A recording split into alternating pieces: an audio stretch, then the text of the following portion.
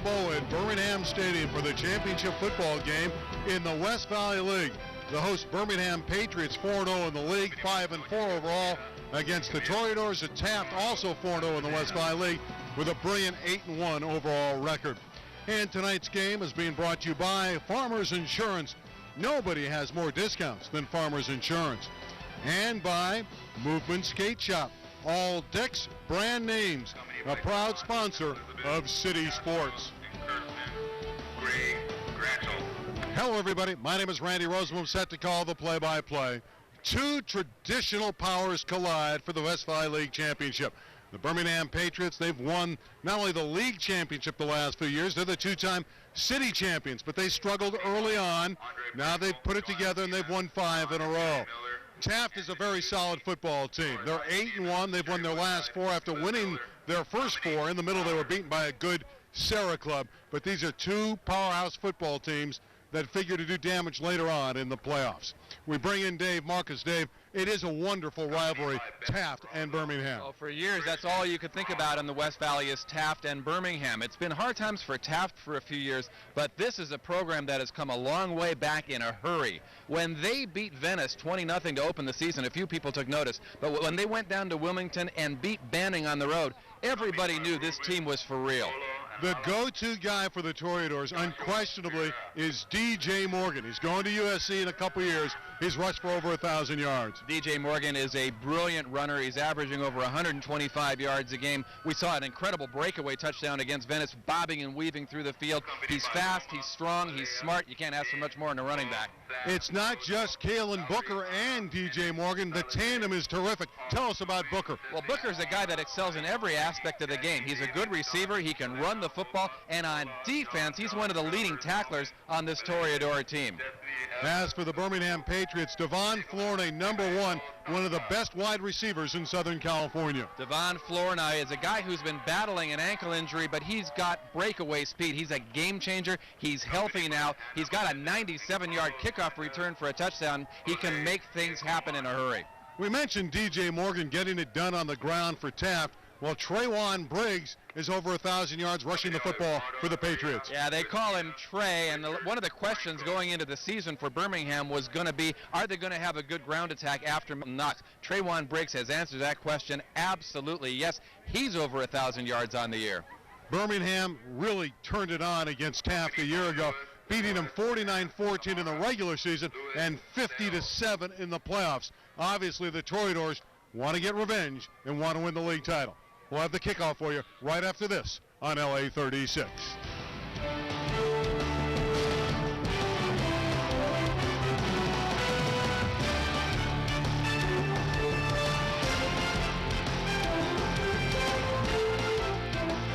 And the Birmingham Patriots around Ed Croson, who has won 4 city championships as the head coach.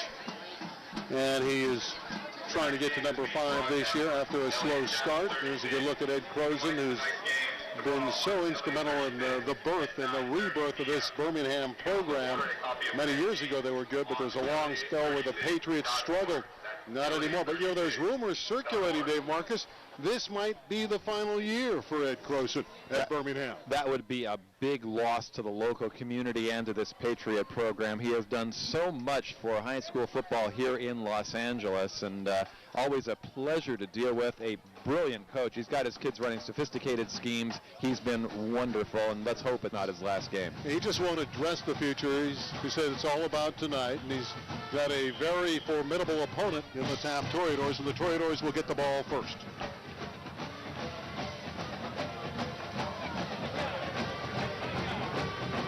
Brian Gutierrez will kick off, junior kicker for the Pats. Kalen Booker is back deep, a tremendous threat for the Taft football team. Booker's done everything so well this year, all phases of the game. Some nervous energy on both sides. There's a good look at Booker. He is a definite threat every time he touches. There are some athletes on the field tonight for both teams. A lot of talent. Of course, Birmingham starting the year losing their first 4. They played a typical tough schedule. Didn't expect to lose to Garfield in the opener, but they've won 5 in a row. They are at the peak of their game. Taft averages 35 a game, so we'll see that offense first. They kick away from Booker. Ball's caught in the air by Jared Triod, and he put the knee down, and so it's not good field position. Obviously, if you put that knee down, it's dead at the spot, and that's what happened to Tryon there. Well, that was a very tough line drive knuckleball kick, and Tryon, of course, didn't get the yardage, but he did secure the football. You don't want to fumble it on the opening kickoff, so I don't think the coaches will be too upset that he went down to one knee to gather it in. Well, the Toreadors will start from their 15-yard line. Their quarterback is Antoine Bam Goodall. He's hit 53% of his passes this year, 8 touchdowns and 4 interceptions. DJ Morgan is the man, and this is DJ Morgan slicing for 5 yards. DJ is a terrific running back, and Dave, we saw him against Venice slice up the Gondolier defense. Well, he's very, very good at recognizing the gaps. He doesn't need a big hole to get through. He sees the field extremely well. But don't sell the passing game short of Taft either. Bam Goodall's got a pretty good arm. He's thrown for almost 1,000 yards this year. Taft has run the ball well all year, according to their head coach, Matt Kerstetter, even in the tough games against Banning and in the loss to Sarah. Goodall with the play fake. For Booker, a little bit too far, and Kellen Booker was streaking into the clear as he had outrun Dante Gilmer. Well, a couple things were shown to us on that play. Number one, Goodall's got an arm that can get it out there, and Taft can get their receivers deep because Booker had a step. There is Kalen Booker. He's caught 12 passes this year, but as Dave talked about on a pregame, he's one of their elite players on defense as well. Third down and a long 5 for the Toreadors.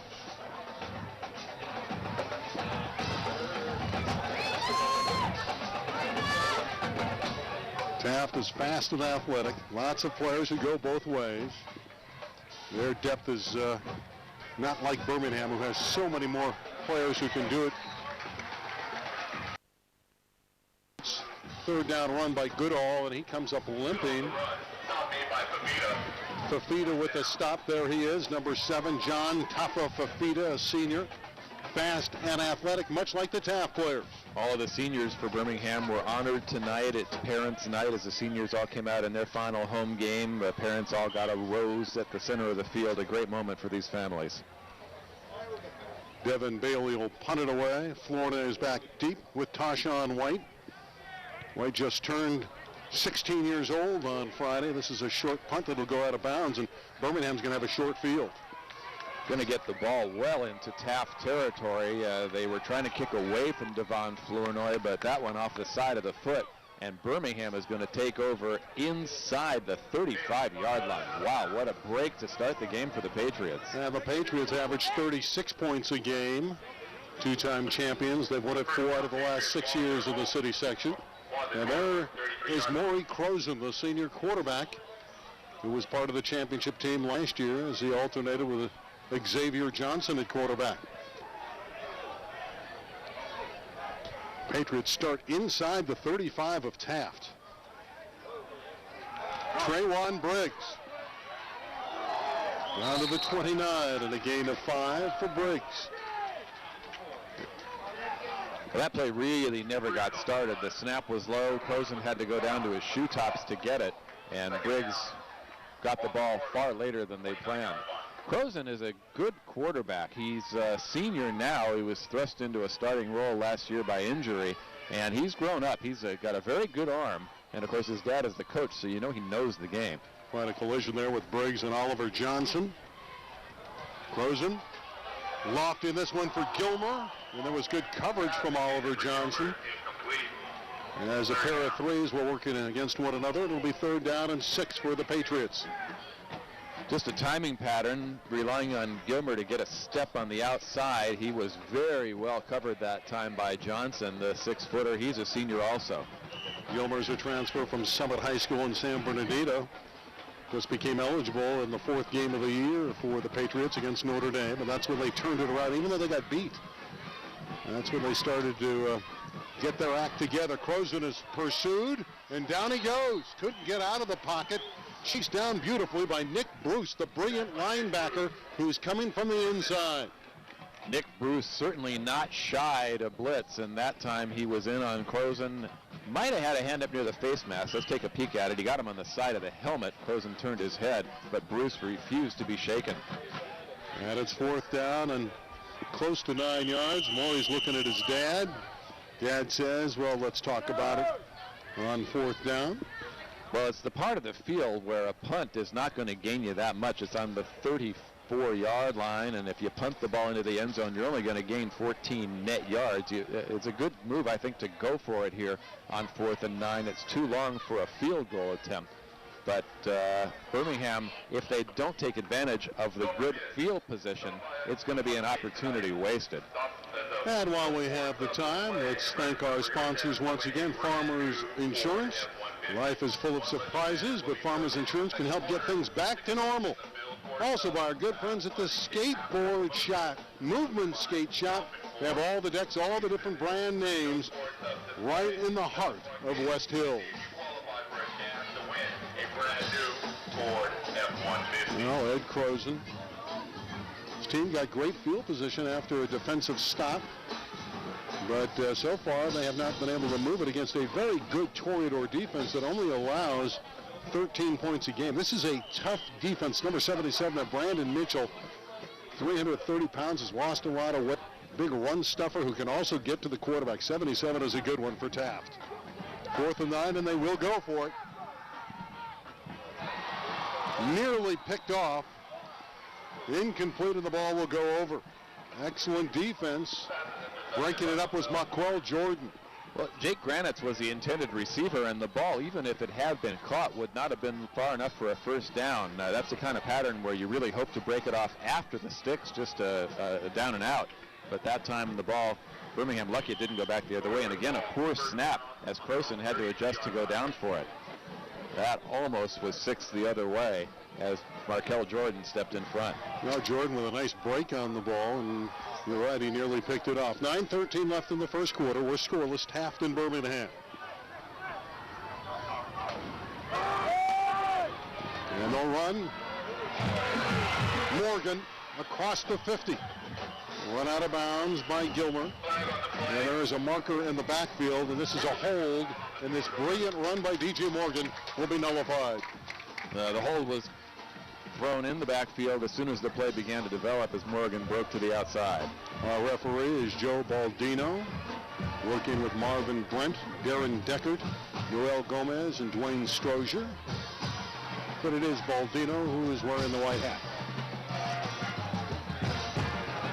Well, you think Birmingham and Taft, you think about a score of 45-42, something in that range, but these teams do have very, very good defenses, and they have come to the forefront in the opening moments. Especially Taft after the field position that Birmingham had. They started from the Taft 33 and didn't do anything.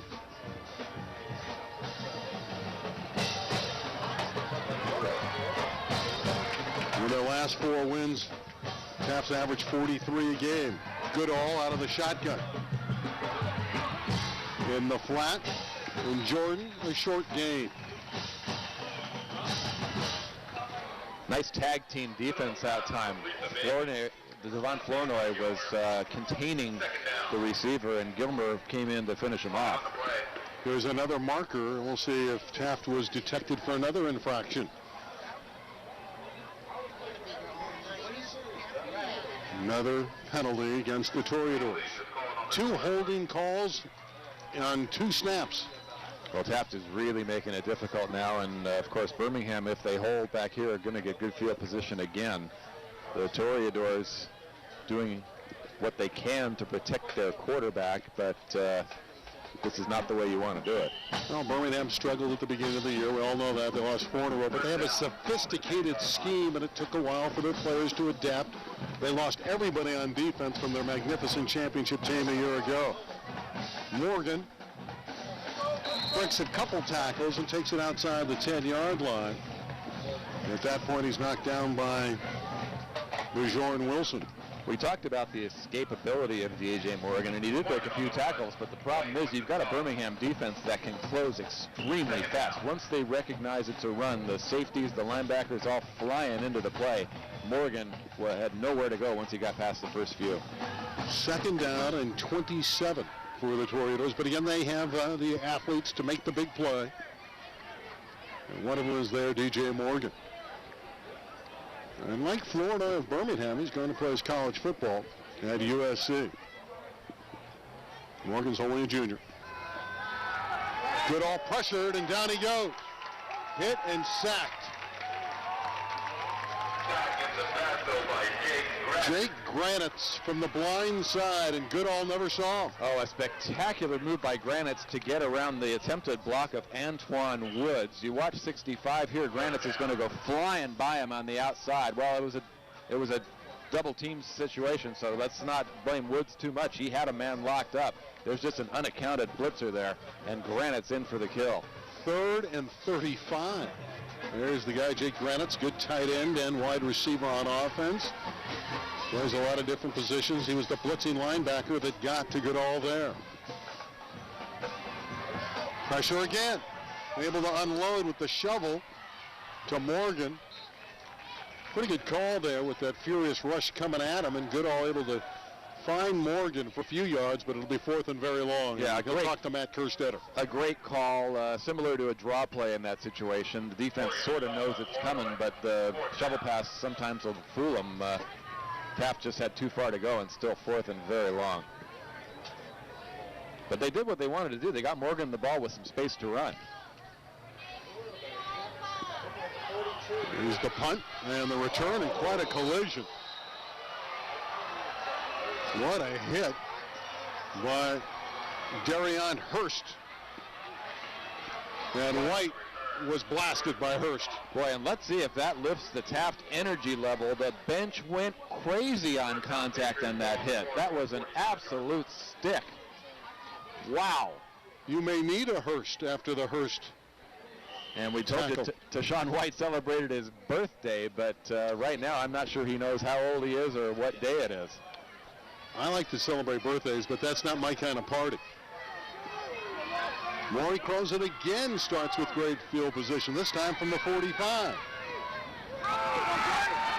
Briggs bouncing outside. Trayvon Briggs has a first down. Good effort inside the 30-yard line. On the year, Briggs started the night with 1,204 yards on the ground. Well, he owes a big thank you this time to Dante Gilmer, his wide receiver on the left side, who's doing a wonderful job blocking. We told you about Gilmer joining the squad. Look at the block he throws on Oliver Johnson. That enables Briggs to get around the corner. What a play. 16 yards for Briggs and a first down. Midway through the first quarter.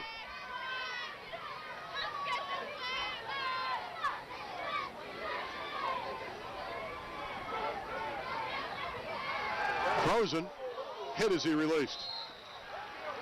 Tremendous pressure on the quarterback. Getting through Shaquille Shelton. Talk about the quickness of the athlete. Shelton's a nice running back. He backs up DJ Morgan, but he showed us a furious rush there. Well, both teams are showing that they're going to blitz with abandon, and the teams are going to have to leave a blocking back in there to protect against that. Both quarterbacks have taken absolute uncontested hits. That's one of the dangers of that spread offense with a naked backfield. Your quarterback very vulnerable to the blitz. You have to block the blind side. You can get your quarterback murdered that way. Here's Gilmer on the end around. Sliding for a good gain. Gilmer on the run. Big with the stop. You know, I think that actually was a forward pass, Randy. I think that was a shovel pass to Gilmer, a little flip as he cut in front of Maury Croson. Another wrinkle thrown in by Ed Croson as he mixes up this offense. Keelan Booker limps off. The brilliant multi-purpose player for Taft. Number 8's off the field. 3rd down and 3. Power pitch to Briggs. That'll be close. That's the staple of the Birmingham attack as Brandon Mitchell made the stop. That power pitch, if you're going to beat Birmingham, you have to stop that power pitch. Well, Taft has shown that their defensive line is very strong. They really did not get moved back that time. It was close, but no cigar. It's going to be another 4th down situation for the Patriots, this time 4th and short. Well, 4th and inches, one would think it'll be a similar play. They bring in a blocking back. That's Dominic Flowers, 5'10", 200-pound senior fullback. Well, Taft's defense rises up and makes the stop. Ball fumbled by Birmingham and recovered by Nick Bruce, I think, of Taft, but it didn't matter. Birmingham wasn't going to make it after the fumbled snap. Look at all the white jerseys there, and it looked like Brent Williams' 6 fell on the football. Late in the game, remember those sequences. Birmingham, a tremendous opportunity to break on top, and they were repelled by the visitors. 2 times in a row. Birmingham starts in Taft Toreador territory and doesn't get anything. DJ Morgan trying to bounce outside, lost the ball. Convenient bounce came right back to him. He was wrapped up by Victor Garcia, but what a convenient hop. This Victor Garcia is some football player. All over the field, you'll see number 5 tonight for Birmingham. They're not supposed to bounce like that. This thing has points on the ends, but Morgan, very fortunate, it came right back into his hands. And Birmingham's did a good job of bottling up the star running back for Taft. Don't forget that the one tonight's game on LA 2nd down and 9. At 9:30 p.m. at LA 30. These teams will both be in the city tournament, Randy, but the West Valley League title on the line is very, very big for these players. Goodall's pass into and out of the hands of Oliver Johnson, and it's 3rd and long. And a nice out, but good coverage of that secondary for the Pats. Flournoy was back there. We've talked so much about Devon Flournoy, the receiver. He's playing pretty well in the deep secondary as well. One of the great things about prep football is seeing the players go both ways. They're out there for the entire football game, and Flournoy that time pressured Johnson, who couldn't bring it down. 3rd down and 9. We'll see what the Toreadors dial up here. Number 30, DJ Morgan, always in their plans, and there's Oliver Johnson, another splendid athlete who has 12 catches on the year. First 8 minutes has been scoreless at Birmingham Stadium. And Goodall pressured again, throwing it downfield, and the closest one to the football was Flournoy. It was intended for Kalen Booker. I guess the good news is Booker, who hobbled off before, came back, didn't hook up there, but at least he's on the field and he looks okay. Birmingham's doing a tremendous job of gap blitzing. They only lined up 3 down linemen that time, had 2 of them way over on the right side, and they've got a couple of linebackers trying to knife through those gaps, and they're doing a real good job of pressuring Goodall.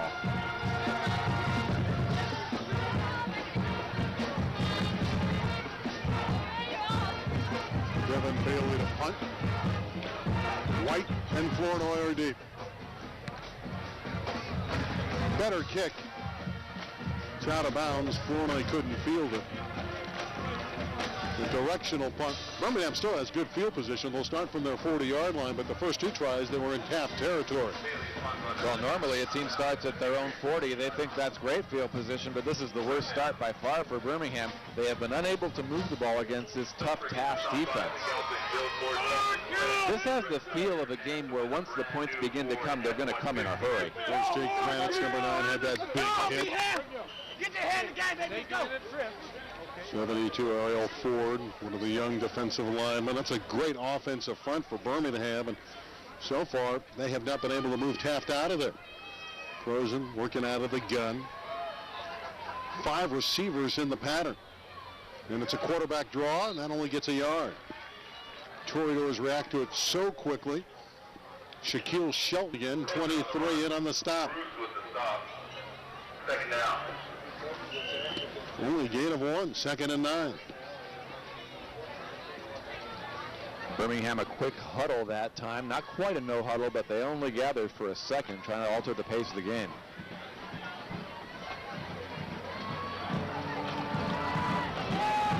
Briggs caught in his backfield, and down he goes. Filtering through, making the stop. 3rd down. Here's Radley.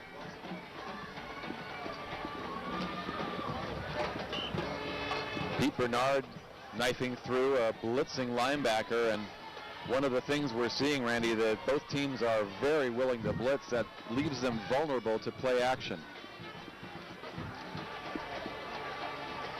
Frozen. Open receiver into and out of the hands of Denny Taylor. And it's fourth down and a near miss. Well, I don't get it. It's November. It's about 75 degrees, but they're playing this one like it's the black and blue division in December. The points and the yards are very difficult to come by. Well, Taylor Denny had it. Should have made the grab.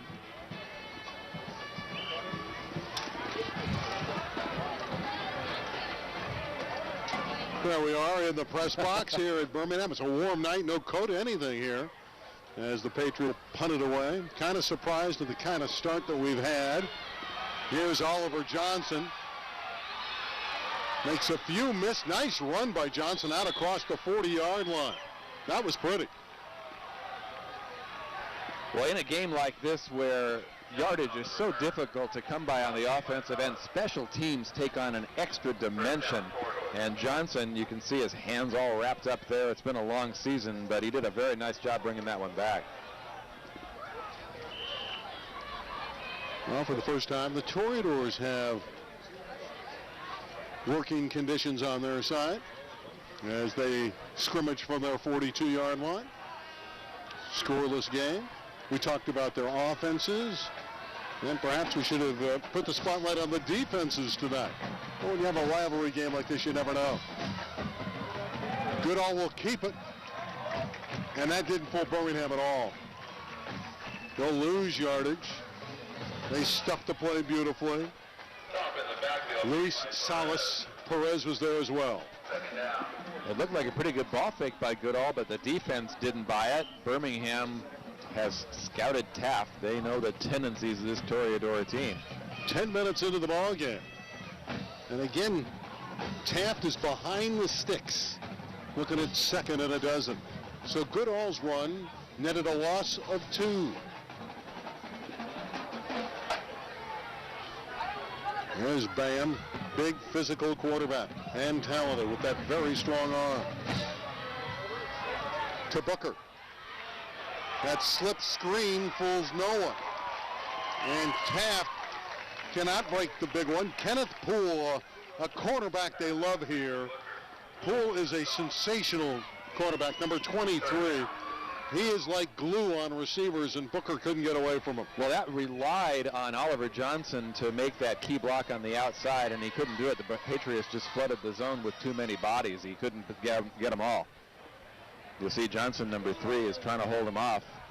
Almost a pick play, actually, but Johnson misses a couple of blocks, and what an outstanding play by Poole to stay with it. Another loss of 2, and it's 3rd and 14. Back at the 38-yard line, inside of a minute left in the opening quarter. Goodall again feeling the heat, forced to run.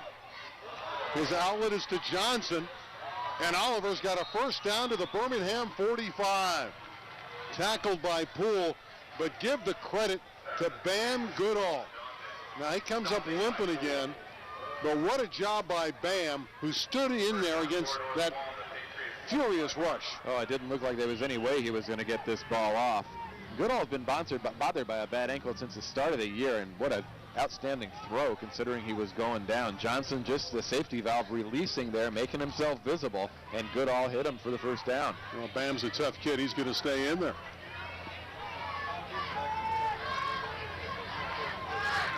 Hands it off to DJ Morgan. No running room. The Taft went out of the traditional I formation that time, and that's an interesting look because if you do drop back to pass, you got a couple of blocking backs in support. That'll run out the clock here in the first quarter. A scoreless first quarter. Birmingham won the battle of field position, but you look up on the scoreboard, and now Taft has entered Birmingham territory for the first time. And good quarter really for Taft, holding back Birmingham on their home field. And tonight's game is being brought to you by Farmers Insurance. Nobody has more discounts than Farmers.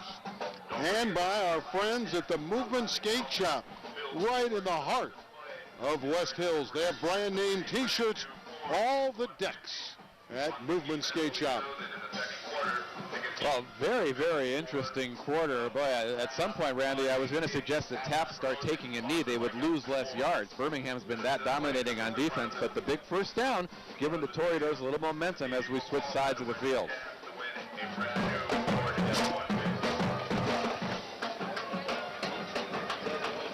Well, Birmingham, a lot of people felt that the Patriots were really coming on. They looked at the score last week with Taft just getting by El Camino 20-14, but you can't go by comparative scores.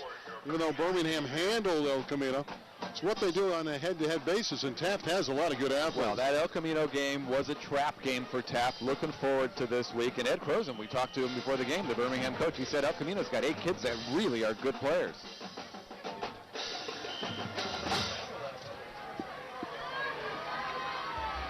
On 2nd and 9, the deep pitch to Morgan, who turns the corner and has a first down, and he's run out of bounds. DJ Morgan chased out by Poole, but if you give him the edge, he'll burn you, and DJ did. Morgan on the run, forced out by Wilson. Morgan with a nice change of speed that time. He's got the ability to read the field so well. He doesn't just run flat out every time. He could have gone to the corner and then tried to turn it, but instead he kind of sized up the flow of the play and turned it on when he had to. DJ Morgan and the Toreadors have reached the Birmingham 35. Glad you're with us on LE 36, the West Valley League Championship at stake.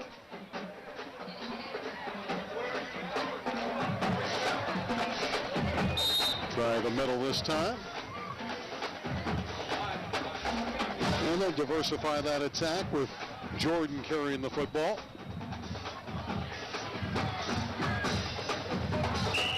Good effort there and a pickup of 5. Not made by Power. Second down.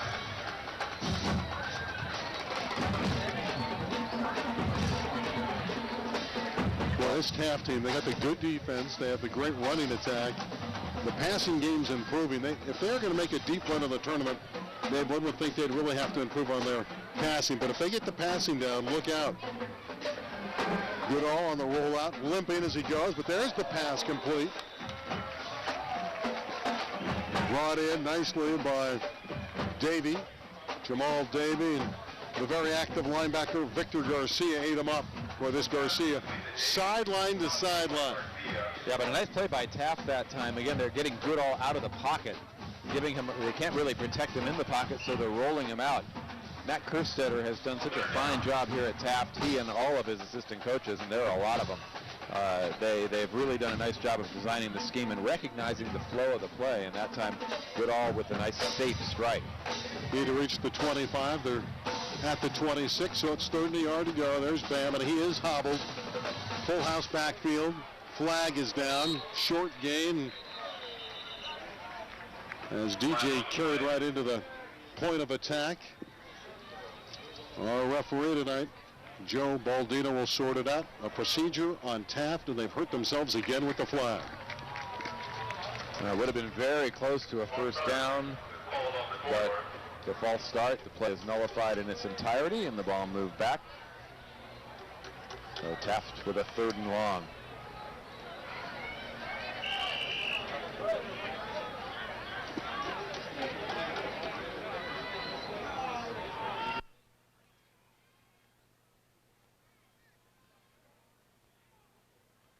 Toreadors building some confidence here, and then they're hit by this penalty. But they gotta like what they've seen with their defense shutting down Birmingham to this point. 3rd down and 6. Goodall lofting deep from Morgan, and Flournoy tipped it away. The 2 future Trojans going head to head. Wonderful play all around. Taft did a good job of protecting Goodall. The throw was good. Morgan running a fly route on the outside, and Flournoy sticking right with him. Goodall had plenty of time to throw, and it's a pretty good throw. Just an outstanding athletic play on defense. Well, we've talked again so much about Flournoy and being one of the top receivers in the city, an all-city guy offensively. But he was hampered by a bad ankle early on. He's healthy now, and you can see the difference he's made in the secondary. Little barking after the play. I don't think they were talking about future college plans. They're good friends, though. We talked to Devon before the game, and he says he and DJ are tight buddies. And Bailey will punt it, even on the short field. And it's down inside the 5-yard line beautifully by Shelton. Well, a lot of people thinking, well, should they punt that spot on the field? Well, pretty good call by Matt Kerstetter. Well, it's a very, very good play at the prep level. You don't often find a punter who can hit the little pooch punt like that and doink it inside the 5-yard line, but Birmingham backed way up, and now the field position has really flipped as we play this field position game. Advantage Toreadors. Croson is 98 yards away as he begins from the 2. Maury Croson, second-year quarterback, former slot back at Birmingham. Briggs is the deep man. Lined up, as you can see, about 6 yards in that backfield, and then lost the ball again. And again, Dave, at this stage, this is your final regular season game. That's 2 plays from the line of scrimmage in succession offensively where they couldn't hook up on the snap. Well, they were very confused in the offensive set. Croson was trying to move players around. Of course, the thing you really worry about there is if it's a pass play and you've got that much confusion, you don't want to have a hold in the end zone. That would be a safety. But sometimes, you know, a safety might be better than giving the other team the ball in real deep scoring position. So it's second down and 10. As you can see, it's sitting at the 2. Taft very confident with their defense.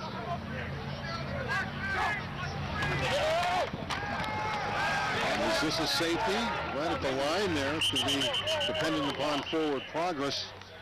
Briggs got to the hole in a hurry, and he was hurled back. They're going to spot him out to the 1. Boy, that was very, very close. And again, Taft sending a couple of linebackers to plug those gaps. A very dangerous part of the field. You don't want to play action here. Third down.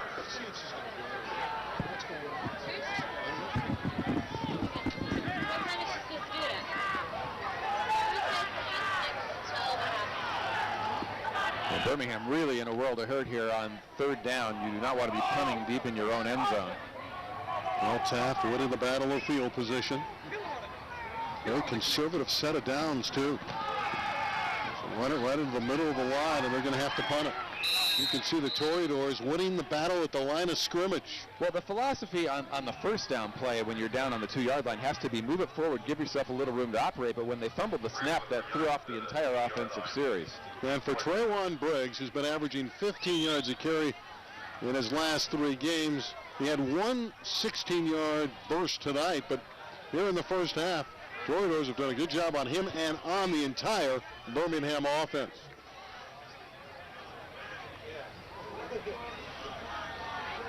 This punt will come from the back of the end zone. Bartlett with the line drive punt. Oliver Johnson picks it up at the Birmingham 43. Breaks away, gives ground, and he's hit back at the 46. He would have been better served to go down at the 42, but you can't fault the effort.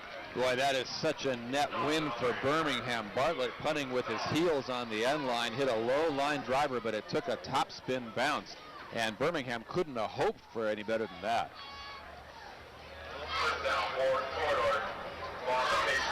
Very good coverage by the Patriots. They were downfield in a big hurry.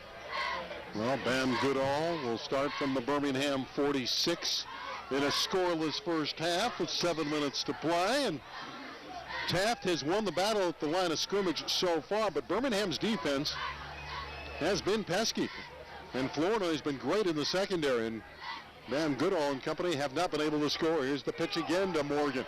DJ Morgan. There's the pitch that they love at Taft High School, and a first down run for DJ Morgan. It worked so many years for USC when you got a running back who knows what to do with the ball on the pitch. Just give it to him, let your big guys block up front, and all it takes is one opening to get you a first down. Nice job by the offensive line. There's not a blue shirt in the picture as Morgan breaks through the line. Timeout on the field. Well, I think a lot of people somewhat surprised here that Taft has been able to withstand that early field position which was a big negative against them. And suddenly they turn the tables on Birmingham, and they're driving the football with an opportunity. They have first down at the Patriots' 33-yard line. And they work Morgan again. This time he's trapped, breaks out of it. Well, that's a terrific effort by Morgan. That is an unbelievable run. He was corralled for what appeared to be a loss, and he was able to get some help upfield from Anthony Shack. He got a block from 55 and somehow was able to pick up 6 yards. There are some plays that are more important than their numbers in the stat sheet. That's going to go down as a 7-yard run, but Morgan shook off about a 3-yard loss. Just kept his legs driving, kept his face turned. Actually got hit in the face mask there. Birmingham lucky they didn't get flagged. Second down and 4. Morgan again. This time he's hit at the point of attack. And it's that fiery linebacker, Victor Garcia. Number 5 is everywhere for the Patriots. Oh, you just gotta love the fight and the effort from both teams, selling out here against their traditional rivals with a league championship on the line, and the play is ferocious up front. Not only a league title, Dave, but a high berth in the tournament. Birmingham actually believes they could get to the number 1 seed if Narbonne would fall. I believe the Marine League champion, Narbonne's won the flip, so I think Narbonne's going to be the number 1 seed regardless. But I think number 2 or number 3 could be in the cards for the winner of this game. Hand off Morgan, running room, and Morgan's loose. Gilmer has to haul him down inside the 10, and it's first and goal, Taft. Morgan on the run. Gilmer with the stop. Taft doing a very good job of blocking on the line, because that time they double-teamed Ariel Ford. Ford is only a 10th grader, but he's 250 pounds, and he's very, very quick. And Morgan read the double-team block, found the gap, and off he goes. I'll reiterate what Matt Kerstead has said. His Toreadors have run the ball well against everyone they've played this year, and they're starting to get it going on the ground again with D.J. Morgan, an electrifying back. Morgan with a nice cut. Morgan to the goal line. Touchdown, D.J. Morgan. Taft strikes first. D.J. Morgan goes in for the touchdown. It's a simple formula. You got a horse, feed him, and Morgan, a very impressive drive to put Taft on the board.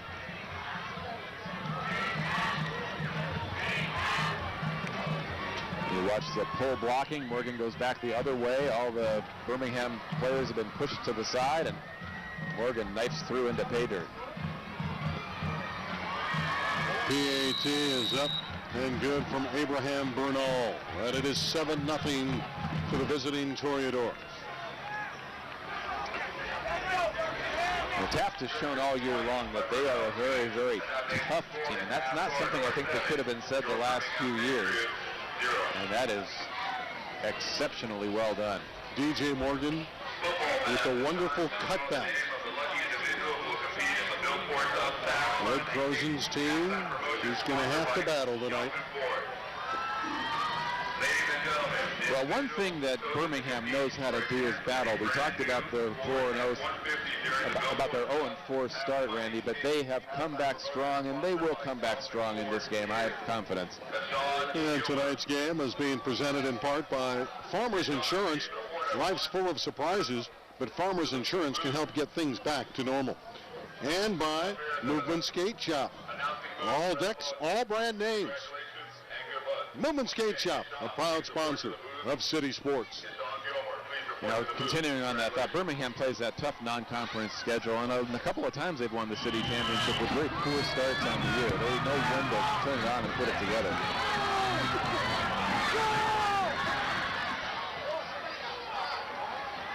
Flournoy still going.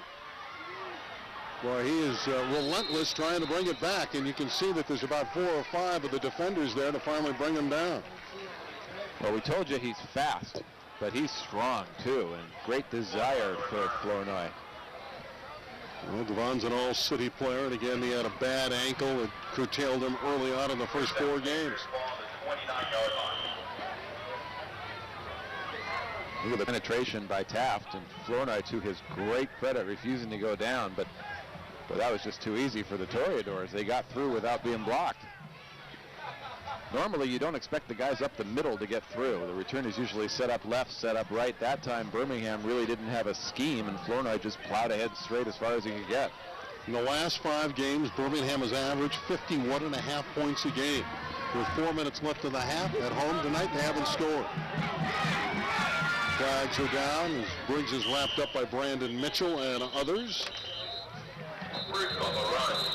Mitchell with the stop. Birmingham feels if they can get this game close into the fourth quarter, they might be able to wear Taft down because clearly they have more players that perform, but we'll see. That's a procedure call on Birmingham. But for the moment, it appears that Taft's winning the battle in the trenches. They're doing a tremendous job on both sides of the football. I'm really impressed by the offensive line play for Taft on that touchdown scoring drive. They really were firing off the ball. And on the defensive end, they've been very strong as well. Birmingham really unable to move it. Let's see if Croson can find Flournoy on the outside, give him a chance to run and do what he does best, running in the open field. Other than one game against Sarah where they were chewed up a little bit, Taft has been impregnable defensively. They've just been magnificent. And that trend has continued here tonight against a Birmingham team that usually spreads out and scores a lot of points. 1st and 15 after the infraction. Collier carries, and he's hit in the backfield by Nick Bruce, the linebacker. A lot of WAC schools, including Fresno State, are looking at number 22. They just can't get it going on the ground. Bruce with the stop. Nick Bruce, 22, outstanding linebacker, and Collier had nowhere to run.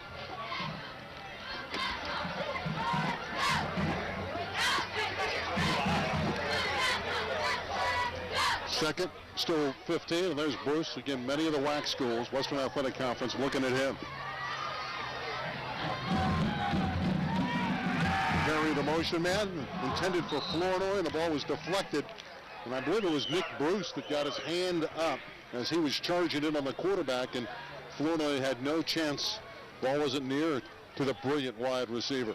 Birmingham was trying to send Flournoy across in the middle of the zone. He was behind the linebackers in front of the defensive backs, and he had some cushion there. He had some room to catch that ball, but it did get tipped at the line and didn't make it. Well, it's senior night, and sometimes on senior night you play a little bit with maybe too much emotion, and perhaps that's a problem for Birmingham. They may be trying a little bit too hard against their arch rival. Well, again, they're behind the sticks, much like Taft was early on, 3rd and 14. That protection over the middle. Perry's got it. What a collision. He's got a first down. He was hammered down by Jarrett Tryon, but what a catch by Perry, Devontae Perry. Well, that's just a big-time football play all around. That's a perfect throw by Croson. He got that one out there on a dart, and an incredible play by Brooks to hang on to the ball.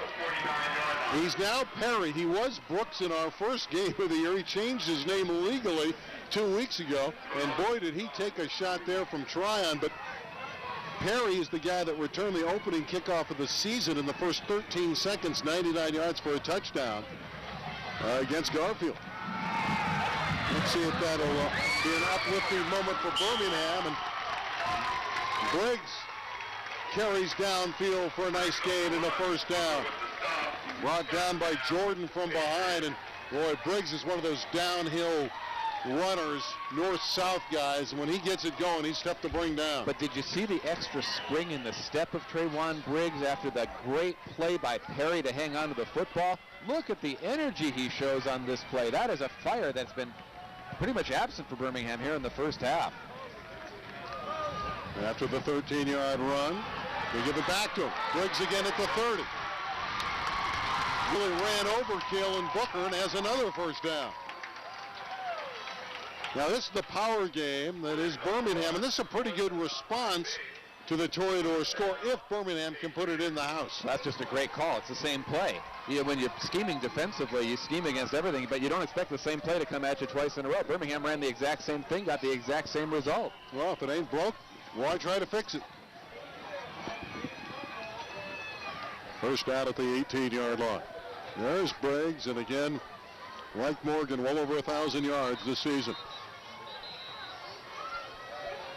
Timeout taken on the field by Taft. By the way, I have two brilliant running backs, and they're both juniors. So both Briggs and Morgan will be in the West Valley League to wreak havoc on defenses next year. That's a great timeout by Matt Kerstetter. His team has just given up two big ones in a row. The momentum's starting to shift. Birmingham getting a spring in their step, and he calls timeout to try to deflate the balloon. That's a veteran coaching move from a young coach. He's only 31 years of age, one of the bright minds in the city section. Matt Kerstetter. Of course, Taft's had a rich tradition. He was a understudy at one point to Coach Starr, and then took over the program. Again, let's thank our sponsors tonight. Good friends at Farmers Insurance. Nobody has more discounts than Farmers Insurance. And, of course, by the good guys at Movement Skate Shop. All brand names at Movement Skate Shop. And, of course, they're right down the street from these two schools right here in the San Fernando Valley. And you got a Birmingham Taft game, and Movement Skate Shop right in the neighborhood for both Taft and Birmingham. Of course, with only 2:12 to go in the half, if Birmingham gets a score here, we're all even. But, Randy, I think it's impressive how physical this game has become. These teams are really turning it up a notch. This is being played like a championship game. Well, it should be, and it's a rivalry game. And that touchdown scored by Taft and by D.J. Morgan appears to have awoken a sleeping giant in Birmingham. And Croson changing the call at the line of scrimmage. Gives it to Briggs. Running in near side. Another strong run by Briggs, who's dropped by Wesley Bates. And what a block by Jake Granitz, number 9 for Birmingham, coming back from his receiving position and clearing the path for Briggs. Watch Granitz, number 9, right after the handoff. You're going to see him absolutely wipe out the ball carrier, and then Briggs cuts to the right side and gets away. Under 2 minutes to play in the half. 1st and 6 for a Birmingham touchdown. And I would think they will continue with the same trend, a steady dose of Trayvon Briggs. And here comes Briggs, again to the near side, shedding.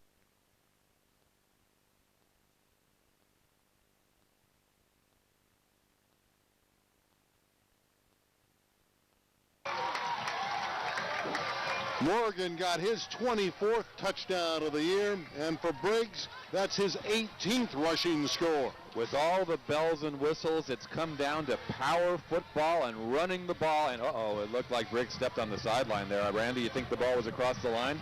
Well, it doesn't matter. In high school football, there's no replay, so it is a touchdown. Well, great answer by Birmingham just when it looked like Taft had seized all the momentum. And credit the catch by Perry, hanging onto the ball. Birmingham went nuts after that. Some more to hold. Gutierrez for the point after. High snap. Can he get it up? How did he kick that away? But he missed it. What a great job by both Zamora and Gutierrez. But the snap was high, and Taft holds on to a 1-point lead here. Sets up a lot of very interesting scenarios in the second half. And Birmingham has had difficulty with the snaps. Here's the touchdown run by Briggs. Again, a good job by Birmingham blocking up front. It doesn't take much to spring that running back.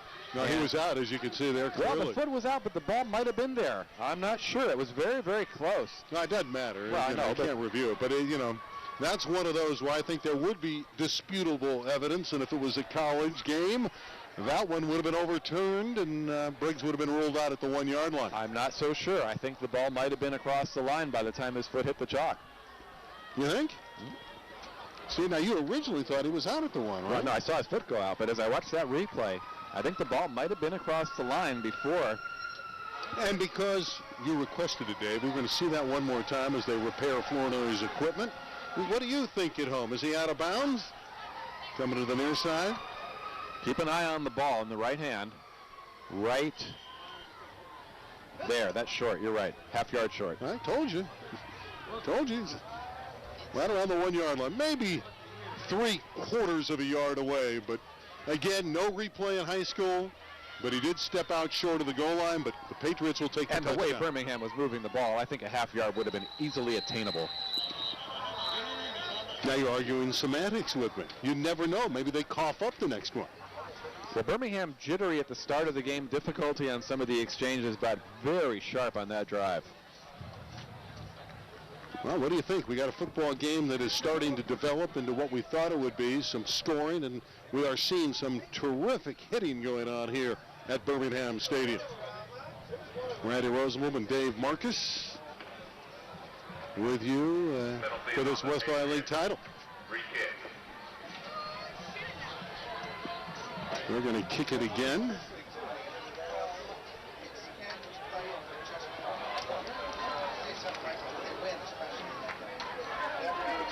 Ryan Gutierrez will kick off, and again, he missed the PAT, but it wasn't his fault. He did a great job just getting it up and close to being good. There's Kalen Booker, electrifying return artist. And they'll kick away from him. The up back will bring it back.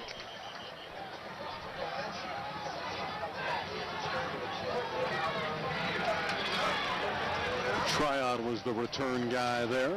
Tryon on the return. Flag on the And play. there is a marker. Well, the Patriots kicked away from Booker, Randy, but with only 1:30 left in the half, the last thing you want to do is give Taft striking position to get in the end zone again before the break. I'm trying to avoid the big play, but if this stands and there's a marker down, Taft will be in very, very good shape. Personal foul on the Pats. And also on the Toreadors, so they'll be offsetting.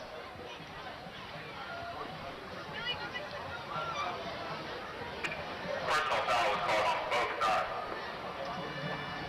And again, you expect things of this at an emotional game like this.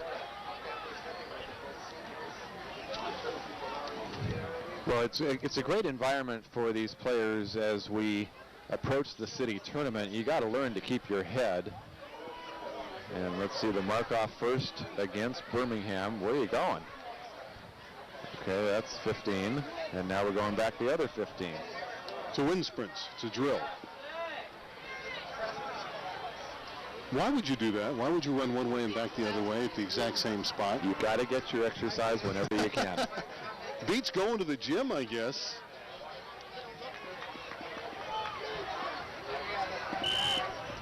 Just say offsetting and just put the ball down.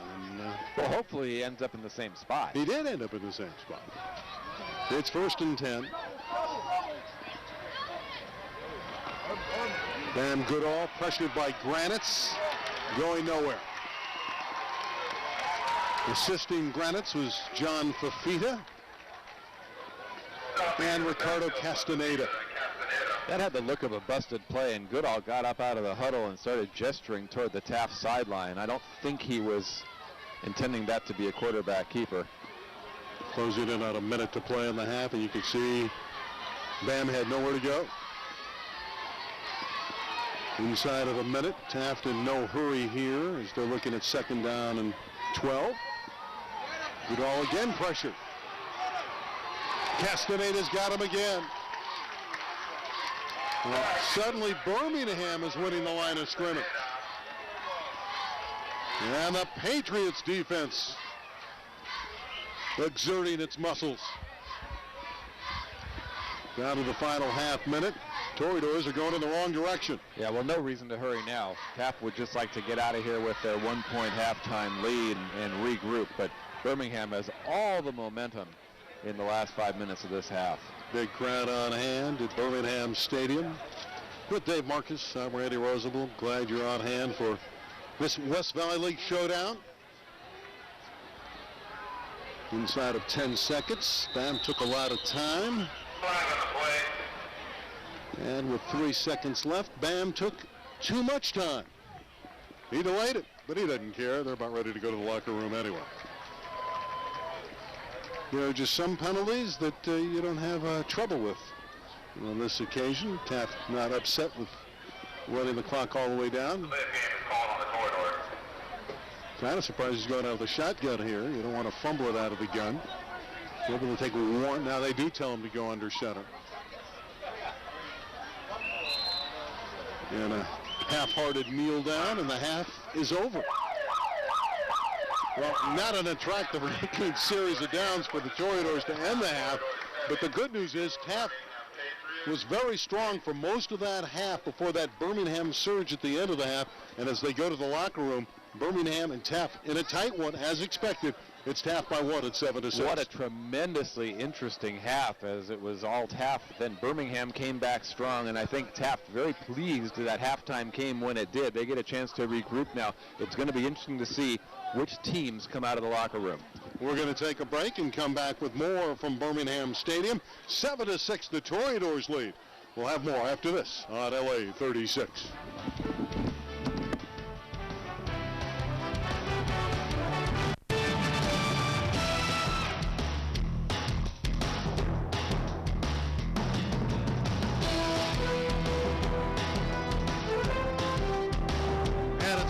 And Birmingham is behind Taft in this West Valley League shootout for the West Valley League title, 76. Randy Rosenblum, and we're joined by Kenneth Adams. Croson and Matt Kerstetter have gone back and talked to their squads, and we should have a great second half in this championship battle in the West Valley League. I'm out of breath from going up the stairs talking to Kenneth Adams. Good guy at Farmers. And you look at the stats. 76 yards for Briggs, 67 for Morgan. Here's the PAT, and they almost got it down. It was close, just wide to the left after the high snap. Well, this is going to be a very interesting second half, and again, it was a long halftime, and the question is going to be what team is going to come out of the locker room with the same kind of fire that both teams showed in the waning moments of the second quarter. That was tremendous, hard-hitting football. All right, for the first time tonight, we have Jennifer Kim. We had some technical difficulties with the camera in the first half. Let's go to Jennifer Kim now. Thanks. Coach, what kind of adjustments are you going to make in the second half? Well, we're going to try to get the snap. We're going to try to, just get our offense rolling. They did a couple things to us that we didn't expect, and so we've got a couple answers for that. One, we're going to try to run the ball a little bit more and try to give our quarterback some more time to throw. We've had some good passes, but we either haven't caught it or there hasn't been time. So we got to play a better game. How do you slow down DJ Morgan, Taft? I don't know. When you get a hold of him, you got to hang on. He's really quick. Thanks. Back to you guys.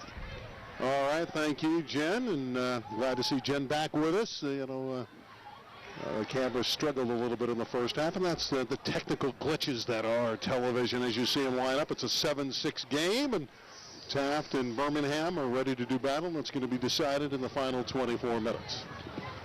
Remember, at the start of the game, Birmingham won the toss and deferred, so they're going to get the ball to start the second half, and Birmingham certainly had all the momentum as we went into the break. And Taft back out on the field trying to see what they can do to stop down Trayvon Briggs and that tremendous Birmingham offense. So the Patriots going to get the ball first.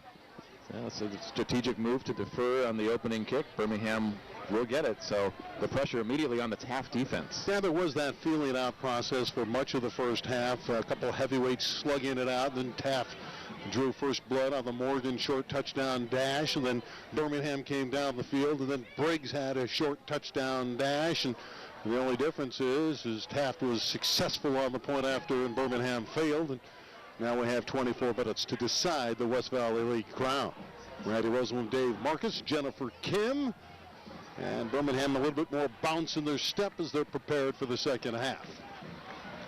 First half started off as a battle of field position, first favoring Birmingham, then Taft gained the momentum. And let's see if Taft can pin the Patriots back to start the third quarter. Well, you got to think that Birmingham, after that drive and touchdown, despite missing the PAT, will be confident as they begin the second half. And they send Briggs back with Flournoy. And how about your star running back who also kicks off? DJ Morgan really can do it all. Well, DJ Morgan is an all-purpose football player and headed to USC. And see if he kicks it to his buddy Devon Flournoy. And again, they're going to play at USC together, and they are friends.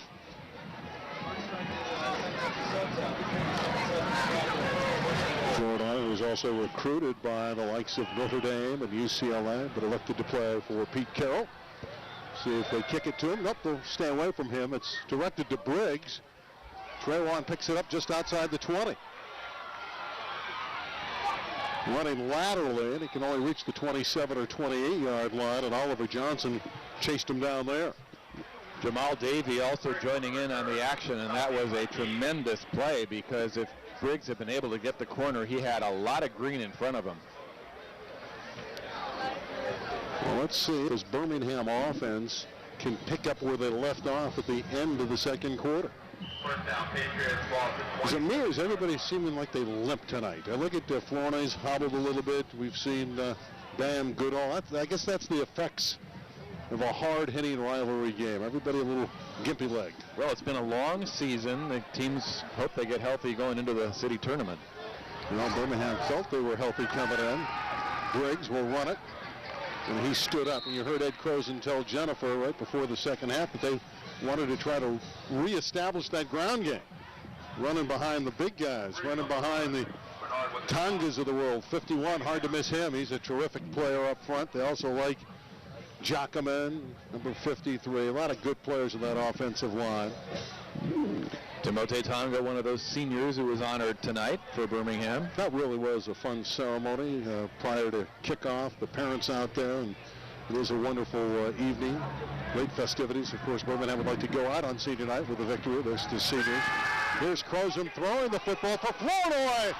A near miss at the 40-yard line, breaking into free. He had a step on Kalen Booker. That would have been a touchdown. That was one that got away. Tremendous protection by the Birmingham line. Croson had time to throw, delivered it right on the money, and you're not going to see too many balls go off the hands of Devon Flournoy. Yeah, he had beaten Booker. Take another look at a near miss. That's just a beautiful throw. Ball hits him right in stride. That should have been 6.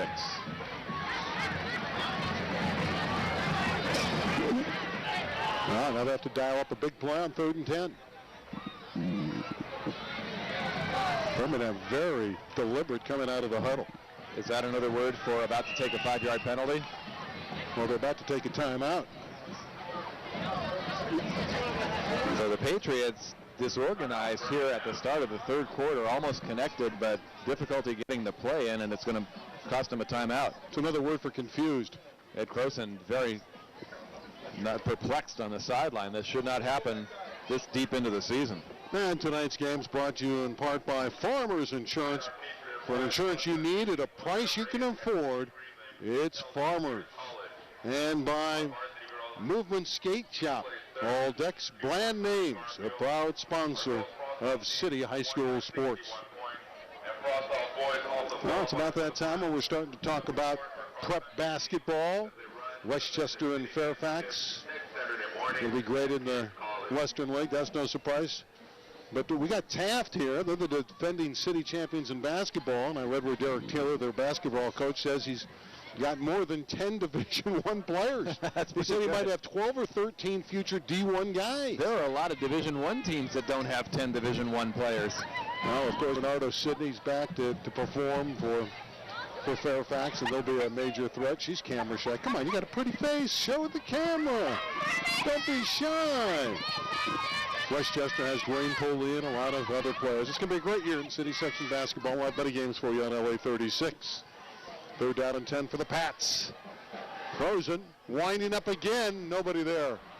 Flournoy broke off the pattern, cut it short, and as you can see, the ball was fired much deeper downfield. And you can see that Devon, usually mild-mannered, is upset. Well, miscommunication again. Croson thought Flournoy was going to run the same pattern they ran last time. Flournoy said, no, I'm supposed to sit down in the zone. And what it's going to bring up is a 4th and long, a penalty against Birmingham. Well, it would have been called back anyway, but you can see that was declined. Temper's a little bit riled up. It is declined now, but I'm saying if they would have completed it, it would have been they would have brought it back. So 10th game of the year, and you really have to have your team pulling together on the same page. Devon Flournay's won 2 straight city championships with this Birmingham team, and he so much wants a 3rd city title. So that's why he's going to USC, because he wants to continue championship success. Here's Kalen Booker blocking for Oliver Johnson. Johnson upfield, and he's dropped. And there's another marker down as Luis Salazar made the stop. late flags on Jarrett Tryon. I think that's going to be a block in the back, and that one is going to come back.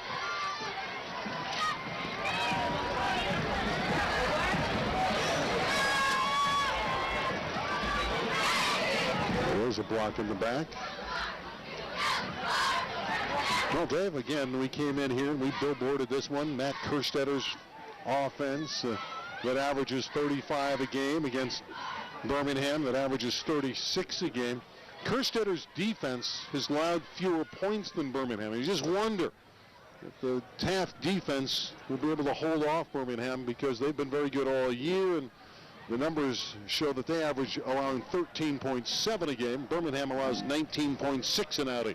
Well, Taft has only allowed 123 points on the entire season. They've scored 312. Birmingham has scored 320, and they've given up 176. So the Toreadors have been very, very good on the numbers. Morgan taking the handoff from Goodall, and down he goes in his backfield. Jake Granitz with a terrific effort on defense. I mean, when you throw a player like that for a loss of caliber of DJ Morgan, you've made a play. Granitz is just a hard-nosed, blue-collar guy. He is a solid player for Birmingham. Tremendous effort on that play, and he did what Ed Croson wanted them to do. He wrapped up and brought him down.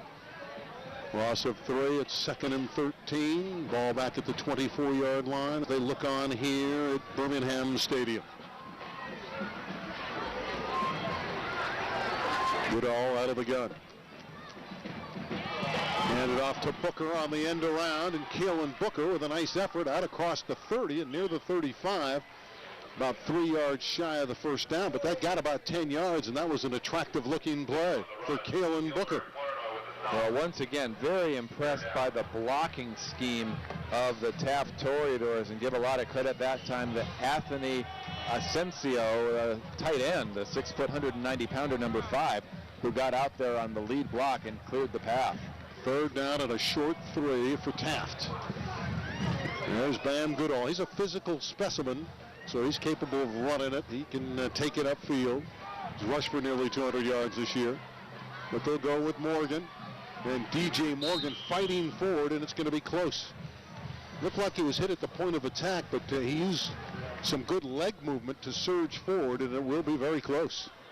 And it is now ruled first down Taft. That effort, keeping those legs churning, made the difference for DJ Morgan. You know, you talk about Goodall, Randy, and his running ability. Taft tried to run him earlier in the game. He came up a little bit gimpy, but since they've stopped running him, they've become very effective on offense. They're going to DJ Morgan, the guy that really can churn it out.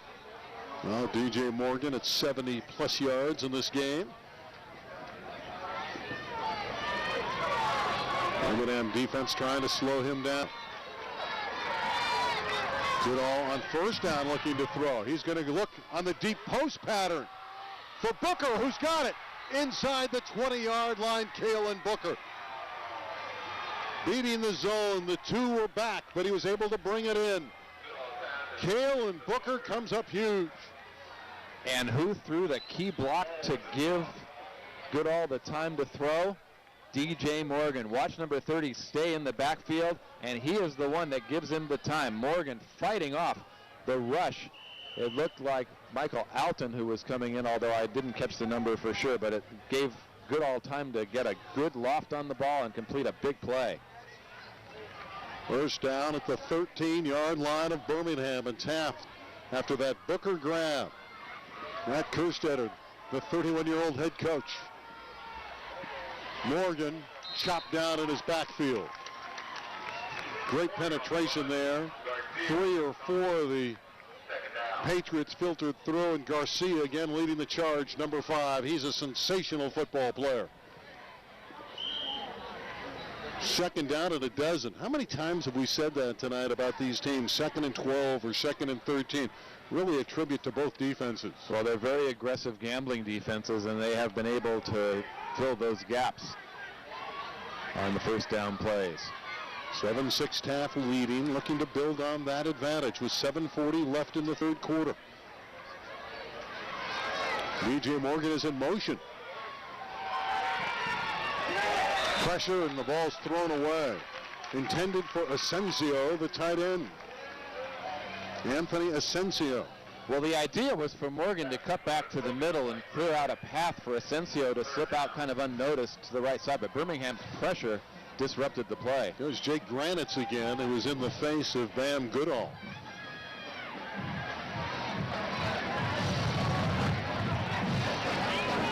Third down and a dozen.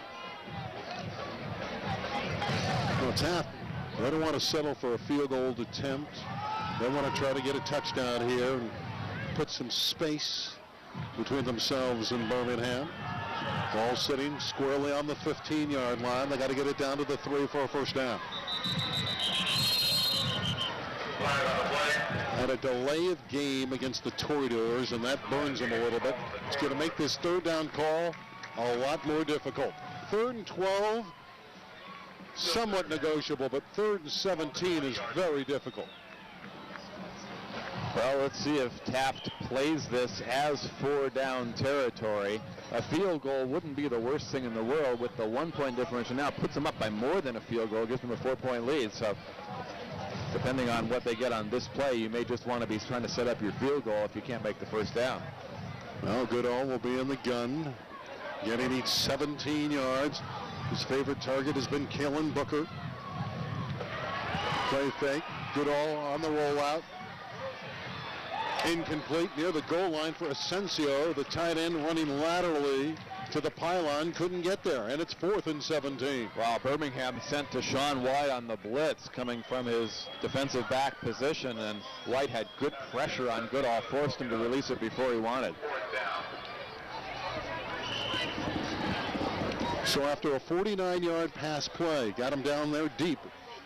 Taft is looking at 4th down, and we're going to bring in the kicking unit as this pass for Asensio was a near miss.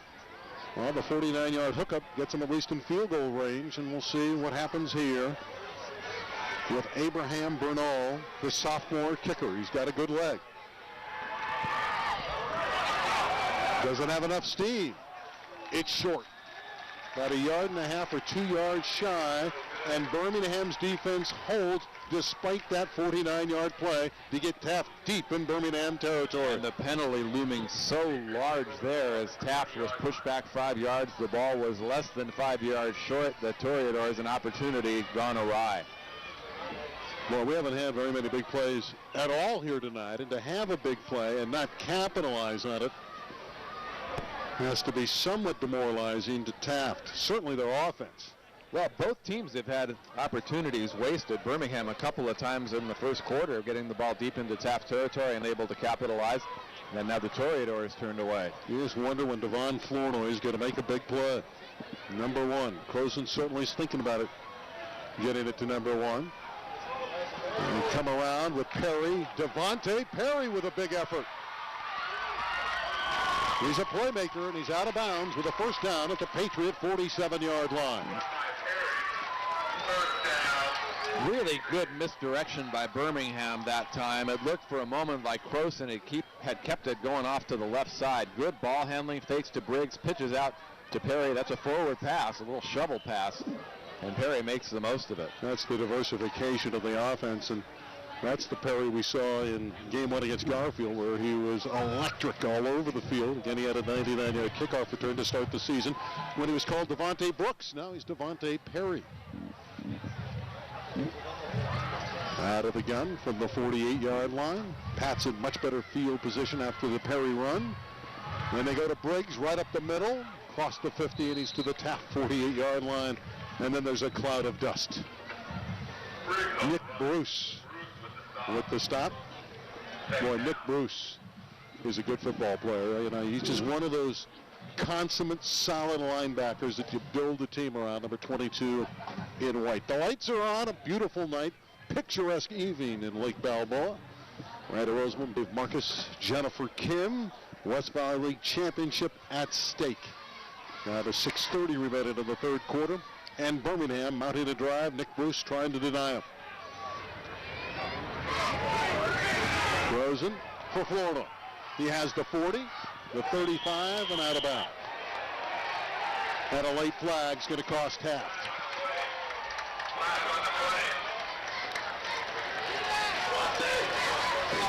You don't want to do that. Boy, they respect Florida. He had a lot of yards to work with. The DBs and secondary had really dropped off of him. Well, Birmingham sent trip receivers to the left. They throw back to the right, so it was single coverage over there on Flournoy. Just a one-step drop and throw, and Flournoy's got plenty of cushion. And he knows what to do with it, and he gets it, and that is definitely a late hit out of bounds. Flournoy started barking. Boy, he almost ran over Jennifer. She was standing right over there. Flournoy started barking, and lucky he didn't get flagged after the play as he got into it with Markel Jordan. Well, penalties have hurt Taft in this game. You've got to keep your composure in any kind of a championship game, albeit championship of the regular season in the league, but you can't lose it now in the third quarter. Well, Taft is ranked 5th in the Max Preps rankings. Birmingham is back up to number 7. They started the season as the top team of the rankings, but when they lost to Garfield, obviously they dropped immediately. Lost their first 4. They turned it around against Notre Dame, even though they lost.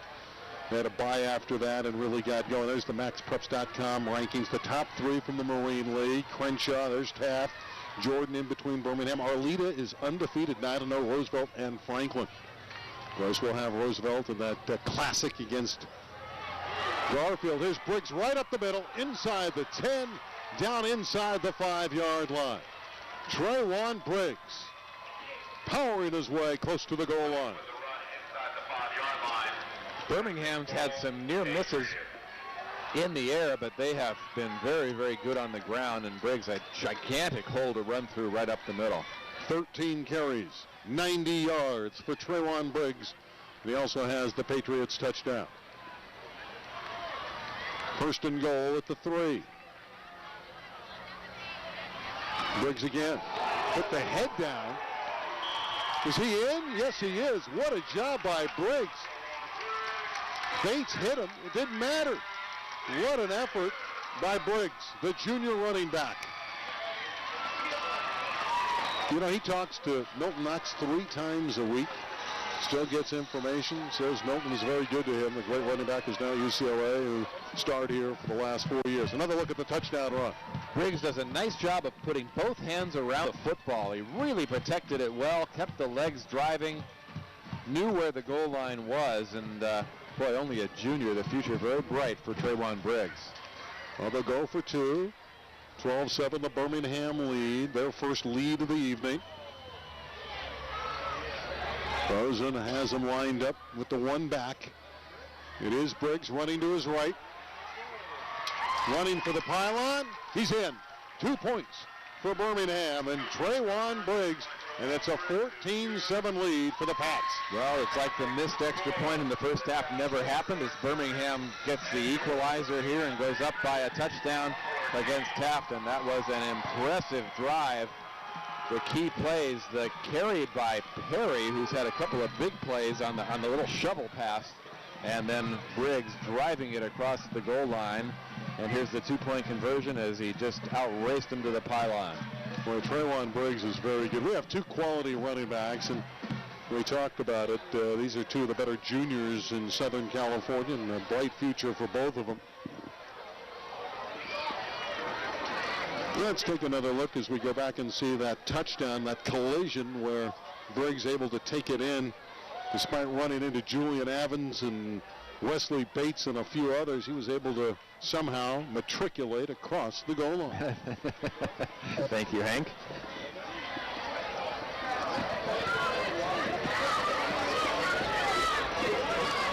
Of course, you're referring to the late Hank Stram. He used to use the word matriculate when teams were building drives when he was calling football games on national radio and TV. He made that word matriculate, didn't he? And we thank him for it. Birmingham has that fake run-up. Tries to keep Taft off balance, but they've seen it before, and it doesn't bother them at all. Yeah, but you know what? You do that every time. That's something Jeff Tedford at Cal loves to do. You do that every time, and once in a while you're going to try it. You never know, and it does keep a team kind of on their toes. Running with it is Shaquille Shelton. You know, you want to kick it to an up back, but you don't want to kick it to a guy like Shelton, who's got great wheels. He's a reserve running back who's very good. There's Briggs. And you can see he is very animated. Very nice young man. I had a chance to chat with him prior to the game. Well-spoken, intelligent, and has great desire, as you can see, with his 2 touchdowns tonight. And there's Devon Florida, another communications major here, a future broadcaster.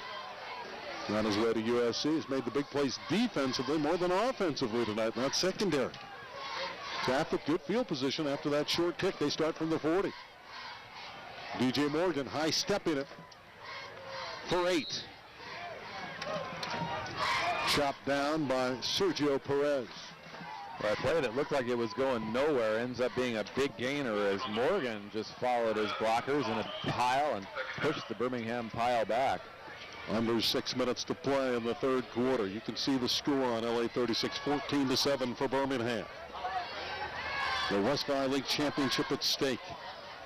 Taft last year finished 4-1. Its only loss in the league was to Birmingham, which went on to win the title. Birmingham was 13-1, one of the great teams in the state last year. But this year, Taft felt they have a great chance coming in, and here they drive for a first down with the up back carrying the football.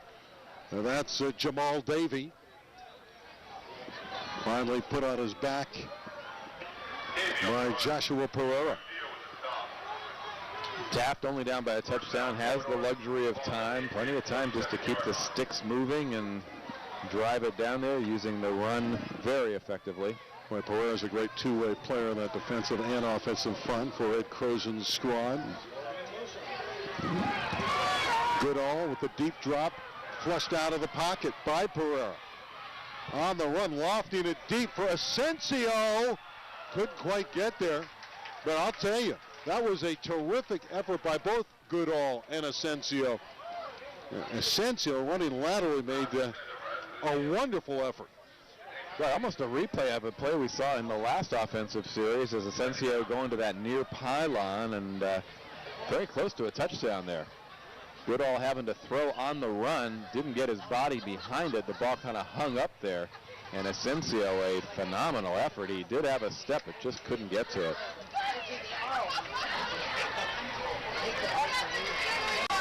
Second down and 10 at the Patriots 47. Corridors looking for the equalizer. Down by a touchdown.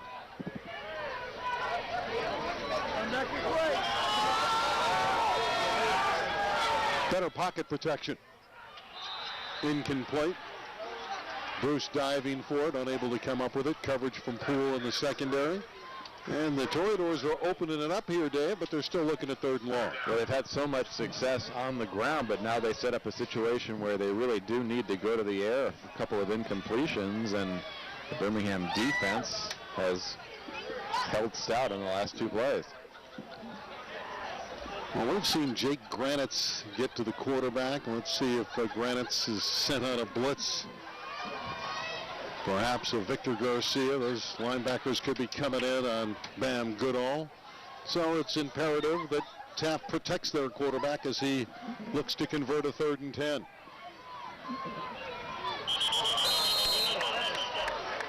Like another false start against Taft. That damaged them the last time they had the ball. Well, it's either a false start or offside on John Fafita, who jumped for Birmingham. Let's see how they call it.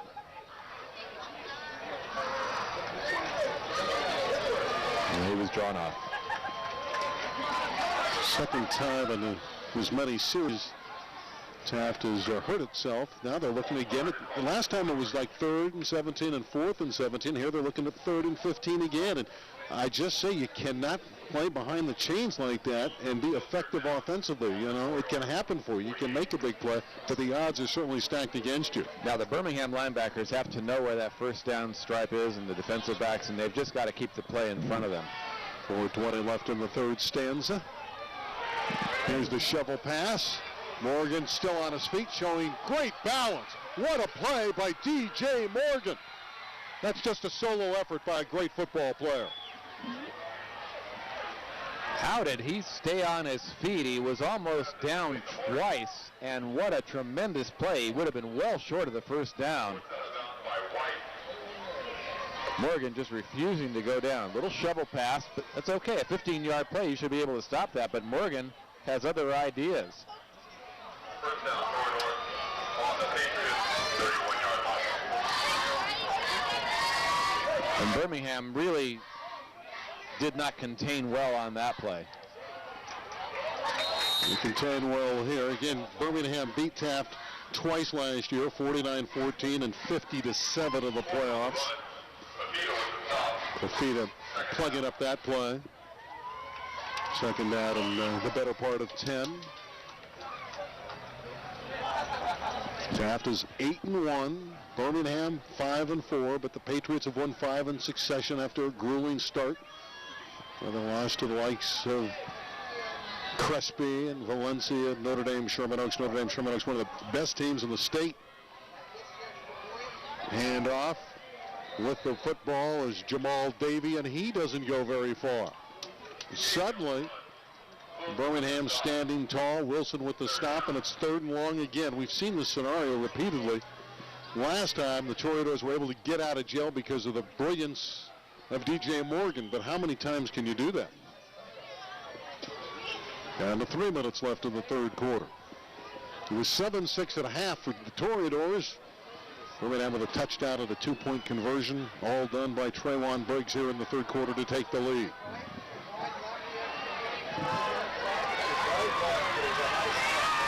Goodall throws that one over the middle. Is it caught? Bailey says he's got it, and he does. First down, what a catch by Devin Bailey. Tremendous delivery also by Goodall. Stepped into it, got a lot of steam on this pass. They knew where the first down line was. Goodall drops back and throws a dart, and you can see it's well in advance of the sticks. Another big 3rd down play by Taft. Tashawn White really delivered the blow to Bailey, but he still held on. So Taft trying to answer the Birmingham score. That's what championship football is all about. Morgan breaking tackles, bolting inside the 10-yard line. DJ Morgan again. Boy, it's just seems like it's going to happen for them, that he's going to score if you keep on getting the ball in his hands. He has 24 touchdowns this year.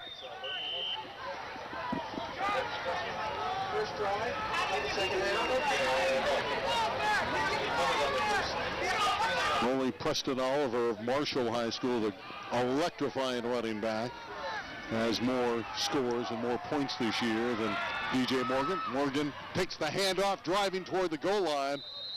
He's about a yard or two short. Talked to Pete Arbogast recently, the voice of USC, big alumnus, and just a guy who loves Marshall Barrister sports. He's from Marshall. He says Preston Oliver is the best football player ever to come out of Marshall. And Marvin Haynes went there. So, and you're talking about a great football player in the NFL, and they say Preston Oliver is the best player ever. So we'll see.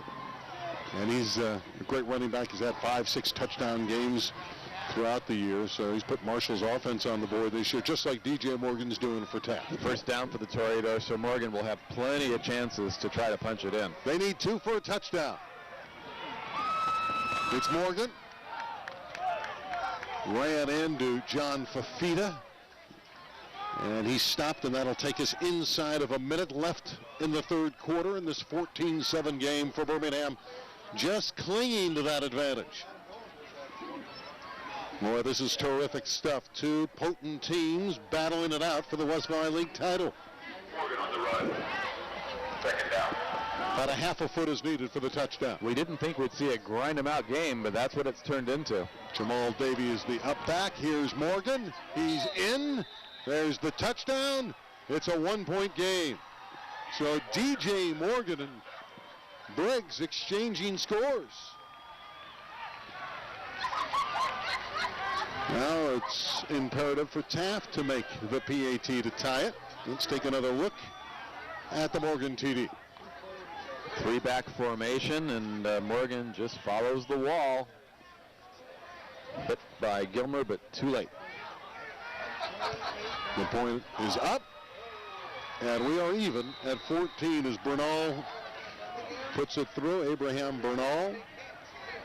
Bernal is a very reliable kicker, and Taft in very good shape, and remember that name if it comes down to a field goal opportunity at the end. Bernal has pretty good range. Well, it's everything advertised. Championship game. It went through for Abraham, and officials indicate, yes, we are even at 14. How about that form with the official? Oh, I like that. That's straight out of Australian rules football. It looked good, didn't it? And tonight's game is brought to you by our good friends at Farmers Insurance Group. Insurance you need at a price you certainly can afford. Nobody has more discounts than Farmers Insurance. And by Movement Skate Shop. All decks, brand names. Now, they got the brand names such as Girl, Chocolate, Baker, Alien Workshop, Element, Plan B, and many more. There's our friends at Movement Skate Shop. Impressive drive by Taft. Oh, that was just great, grinded out football, and a couple of big third down conversions. That's one thing you have to be able to do to have success, is convert on third downs. They got 2 on that drive. And I wasn't sure they could do it, but not a lot of teams can come up with a guy like DJ Morgan to bail you out. Here's Morgan kicking off the short kick. Onside kick, covered by Birmingham. Oh, a gamble here. Birmingham and Castaneda recover it, and now Birmingham takes over outside its 45. And Birmingham, a short field, and, you know, a play like that takes such momentum away from your team. Now you've really got your back against the wall as Birmingham gets the ball on the 46-yard line. A chance to go down and take the lead. You understand the thought process, but Birmingham, disciplined, had their guys 10 yards back, and they did not turn their backs and run on the play. Throws it in the gun from the 46. First down. 38 seconds left in the third quarter. Perry, another shovel pass, and that only gets a couple yards. Brent Williams, the defensive end, there to slip down Perry. And that may be the final play of the third quarter. Yeah, you say, why don't teams use that pass more often? Because it's hard. You've got your back turned to the play when you catch it, and it's very difficult to know where you are when you do gather in the ball. Birmingham's used it fairly effectively tonight, but it's a dangerous pass and has to be used sparingly. Yeah, they're not going to run another play here in the third quarter. They're content to watch the clock go down to 0-0. There's the siren here at Birmingham Stadium. They all know it's a 4-quarter game, tied at 14. There's a pensive Birmingham sideline, knowing full well that this is down to 12 minutes for the West Valley League Championship, and maybe more if they go to overtime. What a moment for the seniors on this team, playing their last game at home under the lights, and it's been a very, very good one. You know, I think going into this game, Randy, even though they were 8-1, there were some non-believers about the ability of the Taft Toreadors, but I think they've answered all those questions. They have slugged it out toe-to-toe with Birmingham. Well, a lot of people thought their schedule wasn't that tough. I mean, the West Valley League was down, but you got to point to the game against Banning. Banning's a very good Marine League team. They went there and won. Yeah, they were beaten by Sarah, a good Sarah team handily. It was just one of those nights where nothing went well for Taft. But no, they're a very good football team, and Matt Kerstetter felt coming in, as you look at Jim Rose, the defensive coordinator for Birmingham, and now the head coach at Rosen. But Kerstetter felt all along he had a team that could be viable in a run for a city championship. And this would bear it out that this is a pretty good Taft team, and these two teams will obviously make the city tournament and could be fairly high seeded. The winner of this game certainly will be a top 4 seed, one would imagine. Second down, 7 to go at the 49.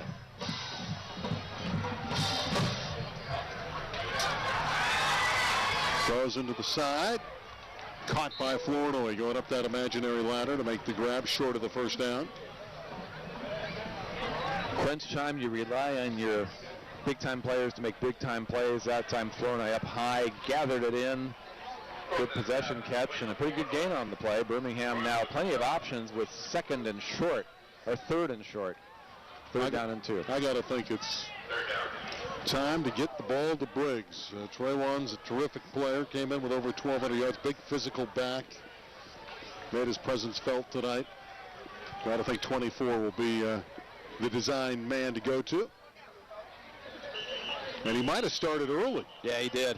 He was set back 8 yards. He really was deep, and he did get a jump on the play. Yeah, that one may rearrange the play call here for Birmingham. And now you got to think they're going to go back up top and maybe look for Devon Flournoy. Not that I want to call the plays for the Patriots, but I think now you're almost obligated to go up top, don't you think, Dave? Well, Briggs has shown the ability to break off an 8-yard run, so it's not out of the question.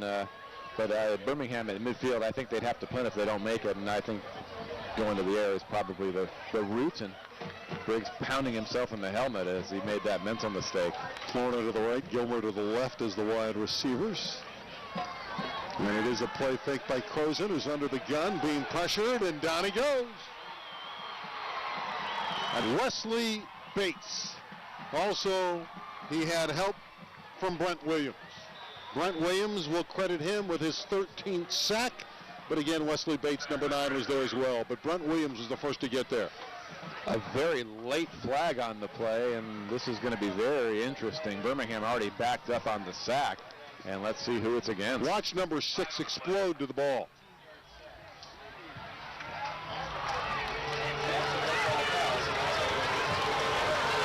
Dead ball foul on Taft, and they've hurt themselves again with the penalty. Unsportsmanlike conduct. This guy's some pass rusher. That was his 13th sack of the year. He's 4th in the city in sacks. Now, it should have been after the play, so the play will stand. It'll be 4th down, and Birmingham is going to have to punt anyway, but obviously 15 yards will send Taft back deeper in their own territory.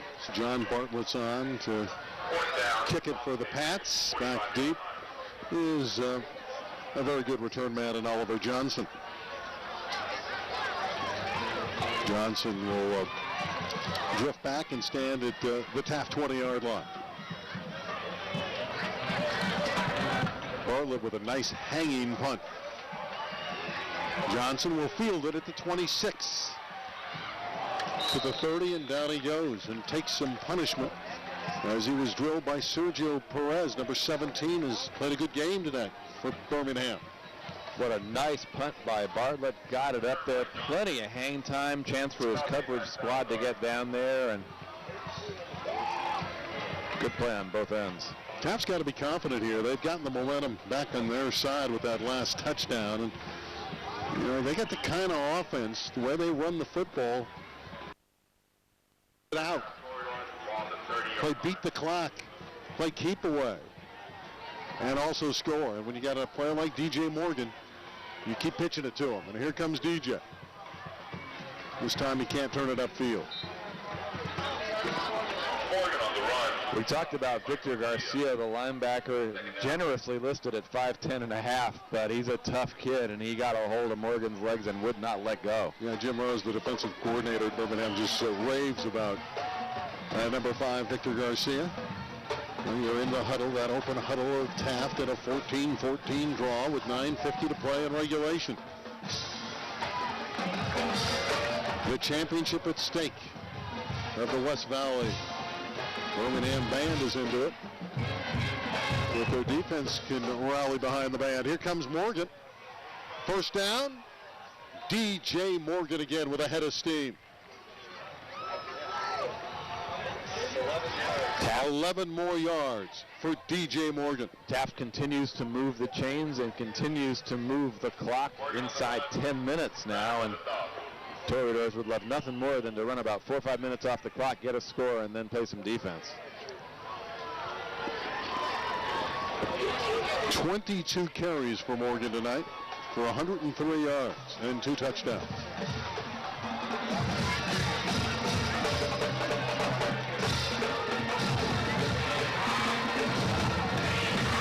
Carry number 23.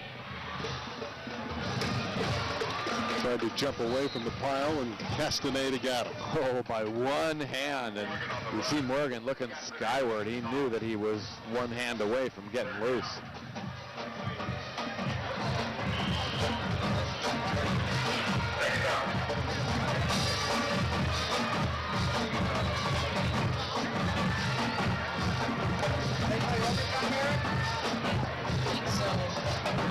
Second down and 7.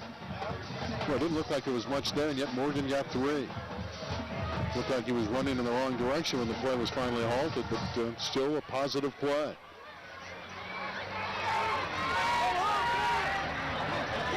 Bruce is the up back. Break for Birmingham as Goodall lost his footing. And Goodall lucky he didn't get flagged, spiking the ball out of frustration, and good restraint shown by our referee, who reached into his pocket and had his hat on the flag and didn't throw it. He recognized that was just a frustration move. So go right over to Kerstetter, Matt Kerstetter, and get a play for 3rd and long. And this is the play that worked for them. They were able to overcome on that last drive, picking it up a couple times at 3rd and 15 and 3rd and 17. But they're playing beat the odds tonight. And on the last series of downs, they were able to do it. We'll see if DJ Morgan is in their plans. Bailey and Booker are wide to the right. Twin receivers who are very good. It's the draw to Morgan. He's to the 50-yard line and about 5 yards short of the first down as he's finally dragged down by Joshua Pereira. Nice job by Birmingham. Pereira, who was a little shaken up on the play that Taft scored their last touchdown. Yeah, that's a beautiful draw, isn't it? Yeah, it really is. But, you know, at 3rd and long, that's the kind of play you expect, and Birmingham was definitely aware of it.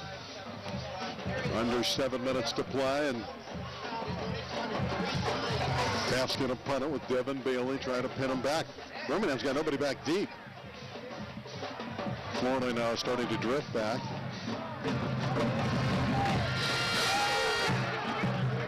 Florida's going to watch it headed to 20, and Birmingham's going to have a long field. They're going to have to go 85 yards. With 6:35 to play. Well, time management really becomes important here, and the Patriots would love to burn some time off that clock, get down there and go ahead on the scoreboard. They've got a long way to go, 85 yards from pay dirt. And tonight's game is brought to you by Farmers Insurance, proud sponsor of prep football in the city section. Farmers Insurance, insurance you need at a price you can afford. And by our friends at the Movement Skate Shop. All kinds of decks, brand names available for you at Movement Skate Shop. Well, the piles push forward, and usually that means Briggs has it. And as you can see, he's got those long braid. What do you call those? Those are braids. They are braids, yeah, that's what I thought. I like that hairdo. But again, you see the look of it. He's got the helmet off. He's a nice-looking young man, but soft-spoken, well-spoken guy. And you see those braids. He's not like that at all. He's collects his thoughts nicely. Very intelligent young guy. Another communications major on this Birmingham team. Well, let's see if they can communicate and move it upfield. 2nd and 5. Briggs again taking that quick handoff, and he's tackled by Bruce. As a flag goes right into the pile. Boy, number 22, Nick Bruce, has been in and around the football for the Toreadors all night. Suddenly the defenses are standing tall again. Yeah, this game is starting to have the look of next score wins. This will be a hold on the Patriots. A lot of people are trying to hold on to Nick Bruce. He's a tough hombre.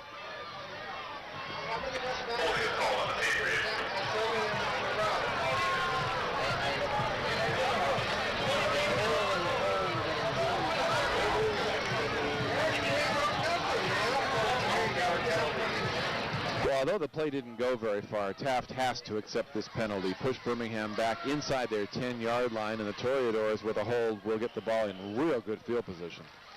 2nd down and long. About 20 is needed for Maury Croson. Of course, when you have a guy like Devon Flournoy, at some point you got to think he could erupt if they elect to throw it to number 1. And they do. This is Flournoy.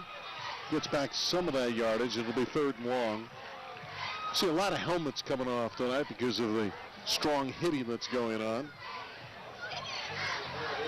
Well, Taft gave Flournoy a cushion to catch the ball, but there were 3 or 4 defenders around him, and he was not going to get forward past the steps. Flournoy, a former model, has been in a Kellogg's commercial, a lot of magazine covers as well, number 1. And, he's the cover man right now. They're trying to cover him. 3rd down and 10. Under 5 minutes to play. And if Taft holds here, Dave's right on. they would come up with some pretty good field position to try to win the game in the waning seconds. Crozen's thinking he needs a big play and a response on third and close to 10. Good protection. Intercepted. Going back the other way. This is a touchdown for Shaquille Shelton, and Taft leads 20-14. Shaquille Shelton. In a game that has been dominated by defense, only fitting that the go-ahead points come on an interception return. Birmingham tried to go on a little out pattern. Shelton read it all the way, got the jump on Crozen. He looked right at his receiver all the way. And Perry was going backwards, Shelton was going forwards, and untouched across the stripe. That's perfection from a DB perspective. He jumped the play perfectly, Shelton. Easy score. PAT, very important, is up and good for Abraham Bernal, and it is a 21-14 lead for Taft. They have scored the last 14 points to take the lead, and you see how much time is left here at Birmingham High School. Just 4.5 minutes separate Taft at a West Valley League championship in a very high seed. If they win the game, they're 9-1. Their only loss would be to a Southern section school. Got to think top 4. Yeah, it's tough to argue with that. Their bona fides have been proven. They would be up there with the likes of Crenshaw, who's going to win the Coliseum League. Narbonne, who is probable #1 seed out of the Marine League. They've won the coin toss, so no matter what happens in the final week, they'll be the #1 out of the Marine, so I think they'll be the #1 seed in the tournament. And San Pedro, who's had a great year, is going to be in that top 4. I think that's your top 4. Whoever wins this game, and those 3 others. Here's that look. Shaquille Shelton is the hero of the night so far for Taft. Read it all the way. And the first turnover of the game, big play turnover, goes to the Toreadors. So you agree with me, Dave? Narbonne, Crenshaw, San Pedro, and Taft right now. Hard to argue with that. Of course, we'll have the championship game for you at LA 36 down the road. It's kicked to the far sideline and out of bounds, so Birmingham will start with advantageous field position. And while we have the time, let's go to Jennifer Kim. Jen? That's right. Birmingham star player Devon Flourney, he injured his ankle the week before the Garfield game, but now he's in full recovery. He rehabilitated that ankle with a stem machine, a lot of water, and a lot of tape. Now, Notre Dame actually offered Devon first off, but Devon went with UFC, and he's happy about it. He wants to continue the tradition of winning championships. Devon used to model. He actually even did a Kellogg's commercial, but he had to hang up that due to the fact that he actually had to be homeschooled during that time. Devon still, though, loves the camera and actually wants to major in broadcasting. All right, thank you, Jen. Good synopsis of Devon Flourney, and they need Devon Flourney to find the camera and make a big play for a touchdown right now and get back in this thing. Yeah, I guess it's sort of tough to play high-level football if you're being homeschooled. You've got to find a bunch of homes to play against. Out of the shotgun, they'll start from the 35 after the kick went out of bounds. End around, and it's Gilmer. Going out of bounds on the far sideline by Devin Bailey. But Birmingham's really doing a great job of using that two-back formation for running plays. You think about the shotgun being a passing offense, but Croson, a good ball handler, that time on the end around. Birmingham throwing a lot of different looks, and that was a little flip forward. That's a shovel pass, too. So Croson's numbers are going to be pretty good at the passing end, as he should get credit for a pass on that one. Well, he has great speed, Dante Gilmer. Gifted player out of Summit High School in San Bernardino. That's where he transferred in from. Again, he became eligible in week 4 against Notre Dame.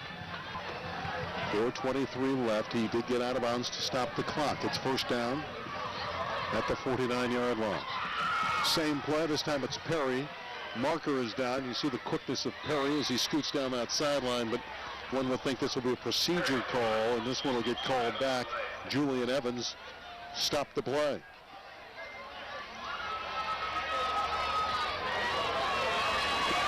When you're running these sophisticated plays, you're more prone to make some errors, and that's what we've seen here tonight. Again, both teams pulling out all the stops in this championship fray. Ooh, this could be worse. I get the feeling it could. Is that maybe he's just holding his wrist? I thought for a moment he was going to say holding, but I thought it might be a procedure call. He's throwing a lot of flags. There it is. It should be a procedure. But when he went to that wrist, you're thinking, is he going to call the hold? Oh, well, there was both. Oh, there was one of each. Well, interesting call. If it's not a false start, if it was a false start, the play is dead. You can't have a hold after a false start. Well, Joe Baldonino caught 2 infractions against Birmingham. I got a feeling Birmingham didn't have enough players on the line of scrimmage. That's usually when you see the procedure play and the flag go down. Now, Dave, this is a devastating infraction. I mean, you're down by a touchdown. You're running out of clock with 4:17 left. Your offense has been up and down all night long, going against a defense that only allows just under 14 points a game, so it's a monumental task to begin with. And now you're looking at 1st and 20. And remember, Birmingham had to burn a timeout in the first moments of the third quarter when they were confused on offense. Good move to move the pocket. Here's a throw. Perry with the catch. That's a first down and more. He's down to the 35, so they overcome the penalty, and Perry makes another big play. In a game that featured Devon Flournoy and Trajuan Briggs, Perry has been the key player for Birmingham tonight. Another big play. He is great in space. He makes you miss. He's just impressive after the catch. Well, I'm just impressed with his toughness. He's taken some monster hits tonight, and he's held on to the ball. He really has. On 2 occasions, he was blasted, but he held on for dear life. That was huge for Birmingham, looking for a tying touchdown.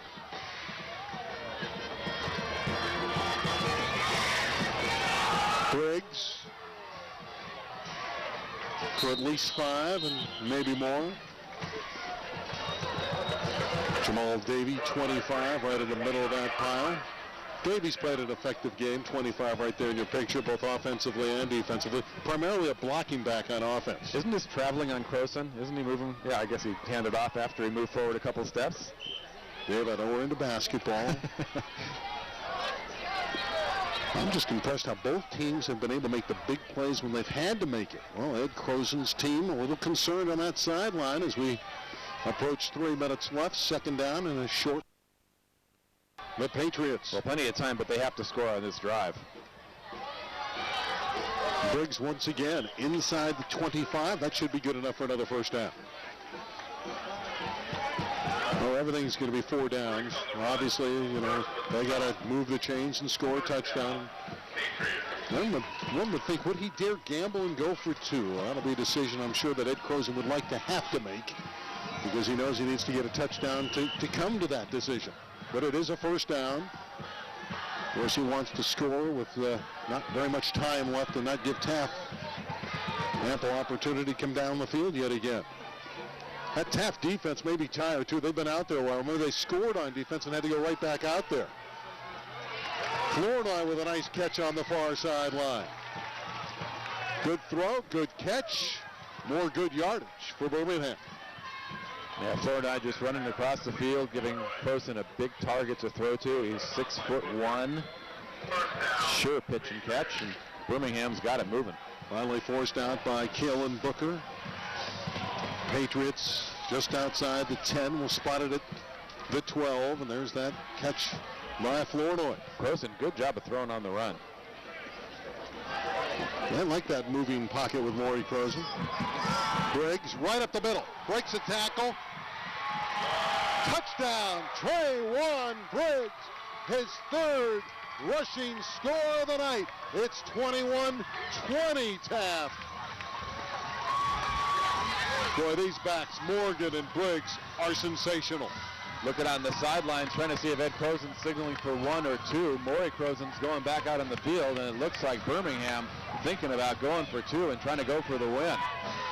Well, I was thinking that a few plays ago. They've missed a PAT tonight. They've had great success. They're going to go for 2. Well, Ed Crozon, a gambler at heart, and he's going to roll the dice here. Still has 2 timeouts and 2:28 if they don't make it here, but he's going to roll it. Single back is Briggs. Crozon is the quarterback. Fans on their feet at Birmingham Stadium. Briggs takes the handoff. He's in. Birmingham leads 22-21. Hey, Randy, you think back to the opening loss against Garfield where the difference was a failed two-point conversion. Briggs takes it in, but he paid the price. You can see he comes up in great pain. He got across the goal line, but it looks like he hurt his arm on the play. Briggs has given Birmingham the lead, but now the attention turns to his physical well-being. Let's take a look at the touchdown that got him to within a one first by Traywon Briggs. Touchdown play, Briggs made a nice little juke at the end to lose Oliver Johnson. And then they go right back to him on the two-point conversion. And he has made the Patriot fans very happy here in Lake Balboa. Yeah, this has been a great game. And again, I go back to the point that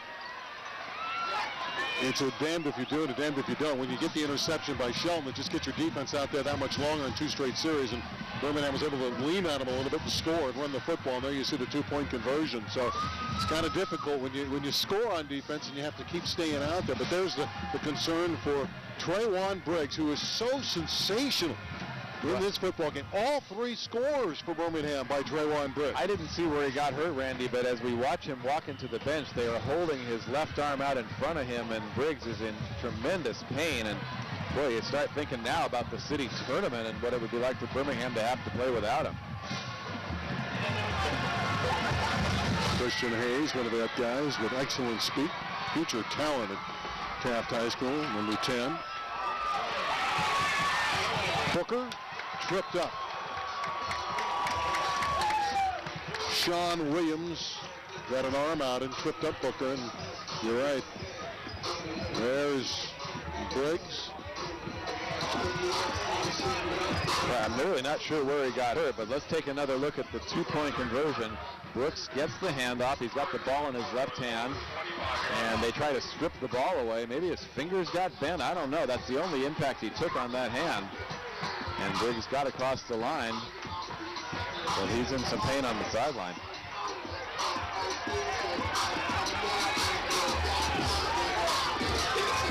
Well, let's see if Taft can navigate 75 yards, or at least set up for a field goal. Goodall setting up, throwing the deep ball. Booker's out there.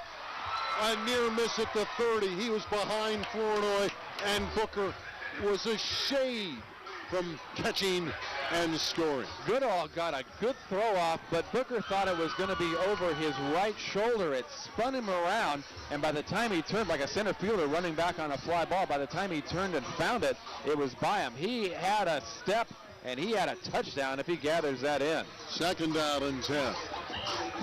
They realistically have to get to about the 20-yard line to give Bernal a decent shot at a long field goal. Well, they're at the Taft 25 currently, so they need a lot of yardage, obviously. But they got DJ Morgan. He's in the backfield. You never know. He's capable. The clock is their enemy. Down to 2:13 left. Here's Morgan. DJ Morgan heading upfield. Another fine run by Morgan. DJ Morgan over 100 yards in this game. Gilmer and Garcia combine on the stop. There's the clock moving forward. And you Under see 2 minutes to play. Taft has all three of their timeouts left. Third down and a yard. 122 yards for DJ. He didn't get there. 6. Count them, 6 Patriots there for the stop. Johnny Fernandez leading the charge.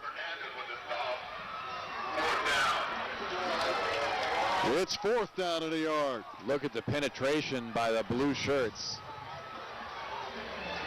Taft, which has been so effective all night long, moving the pile, that time got pushed back. Taft has called a timeout.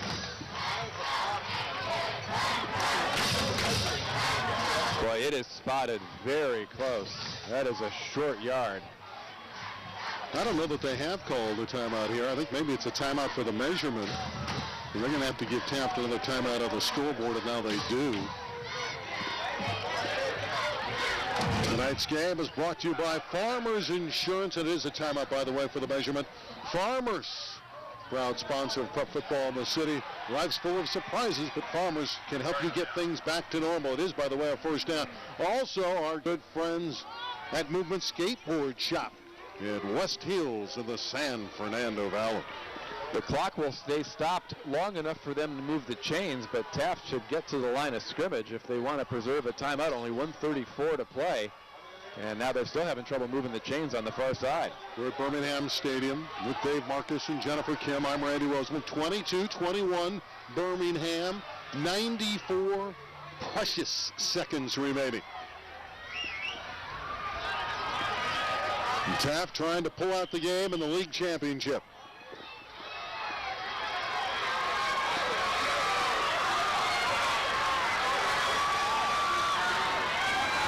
Goodall will roll out. For Bruce, knocked away. Beautiful play by Kenneth Poole.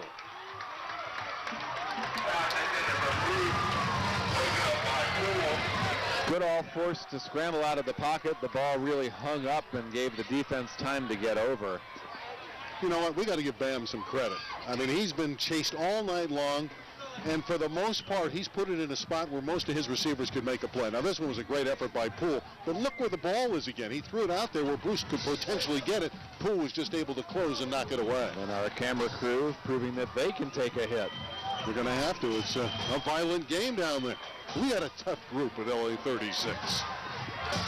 We got camera guys that are tough in the trenches. Way to hang in there, Dwayne. Goodall stepping up, firing deep for Morgan. He's got it. DJ Morgan, touchdown. 65 yards for DJ Morgan from Bam Goodall. With 1:06 left, it's 27-22 Taft. Morgan running stride for stride with Kenneth Poole, who mistimed his jump. And Morgan, an excellent job maintaining concentration, keeping his eye on the football, able to bring it in and race to the end zone. Wow. What a fourth quarter. What a ball game. The West Valley League Championship at stake. And Taft has the upper hand. And the Toreadors, up by 5, are lining up to go for 1. I am not sure I understand this. Kick is away and good, and I agree with you. I don't know. They should have called timeout and gone for 2. But they take the 1, and it's 28-22, and now they leave the door open for Birmingham with 1:06 and 2 timeouts to come back down the field and score and win the game. Let's take another look at this 65-yard touchdown. Oh, tremendous block on the backside by Antoine Woods, giving Goodall time to throw. It wasn't a very pretty pass, almost like a punt. But Poole was confused by it, and Morgan was able to bring it in. What a performance by the 2 running backs. DJ Morgan, Traywon Briggs, both of them have done their schools proud. And again, I go back to Bam Goodall. It almost looked like a Hail Mary. And it came to fruition for the Toreadors. Joyous moment for Morgan. And for the Patriots, good news, Briggs is back out on the field on this kickoff coverage team. So he's got his hand taped up, his left hand, but he's back out there playing. Well, how do you overcome that, though? You think you got the game won, and Taft hits you with the big play again. That's what the Toreadors can do. Well, Birmingham will try to come back down the field, and again, they have 2 timeouts left.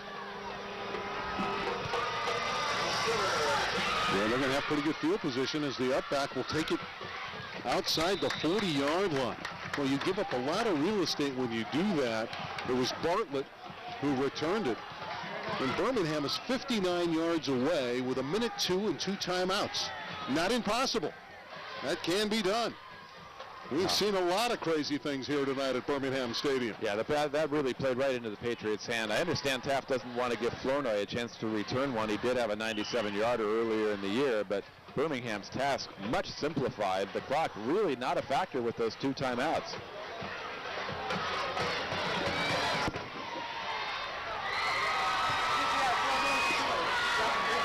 .62 seconds left. Closing on the rollout and the throw to Flournoy. First down yardage inside the 45. And the way they can move the ball in the air. Birmingham not in that bad a shape when you think about it, Dave. Just under a minute, 58 seconds left, and they're certainly within range already to try to score this touchdown. With that rolling pocket, they've used the out pattern to Flournoy very effectively. Safe pitch and catch, gets out of bounds, stop the clock, and Birmingham only used 5 seconds on that play. At the Taft 43-yard line. What a great rivalry game this has been.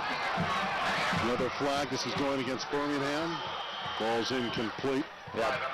Briggs again, a false start. He started a little bit before the snap. Oliver Johnson nearly had an interception that could have sealed the game.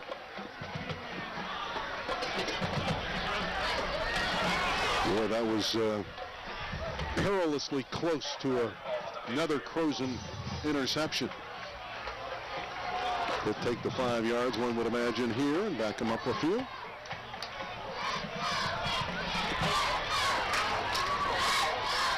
Taft knows that Birmingham needs a touchdown to pull it out. So they will take the yardage and back them out to the 48.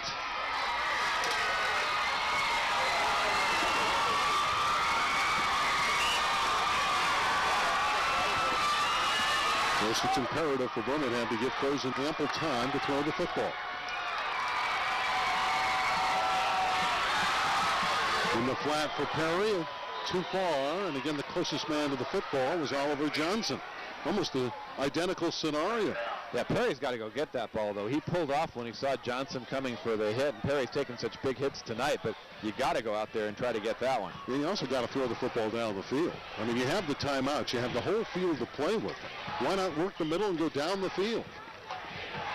You can kill the clock with one of those timeouts. Second down, 15. Well, Birmingham just inside midfield. They really need to get, a good 15, 20 yards in the next couple plays so they have a chance to throw it in the end zone.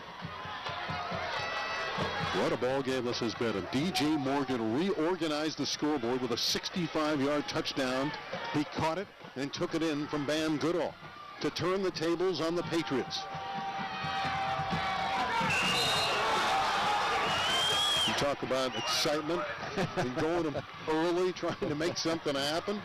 That cost Birmingham 5 more. Well, the fact that a bunch of players left early leads me to believe that the center and the quarterback may have gotten the snap count wrong.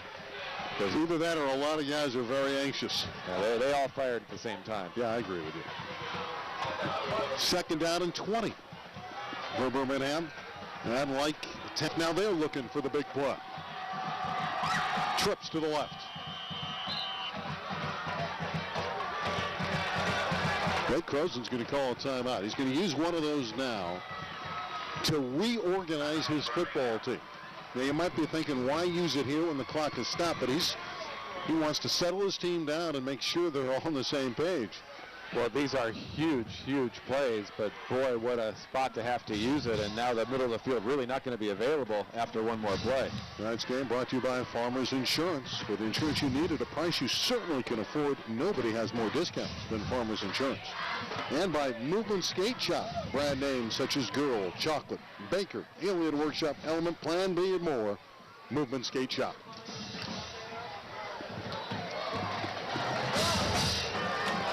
Well, normally I'd say you don't burn a timeout right there, Dave, but I think in this case, you got a football team on the edge of self-destructing. They've just seen a lead slip away. I think that's a pretty smart timeout by Ed Croson to try to get everyone collected mentally and back on the same page. Well, absolutely. You're trying to prevent a free fall there, but it complicates the task for Birmingham.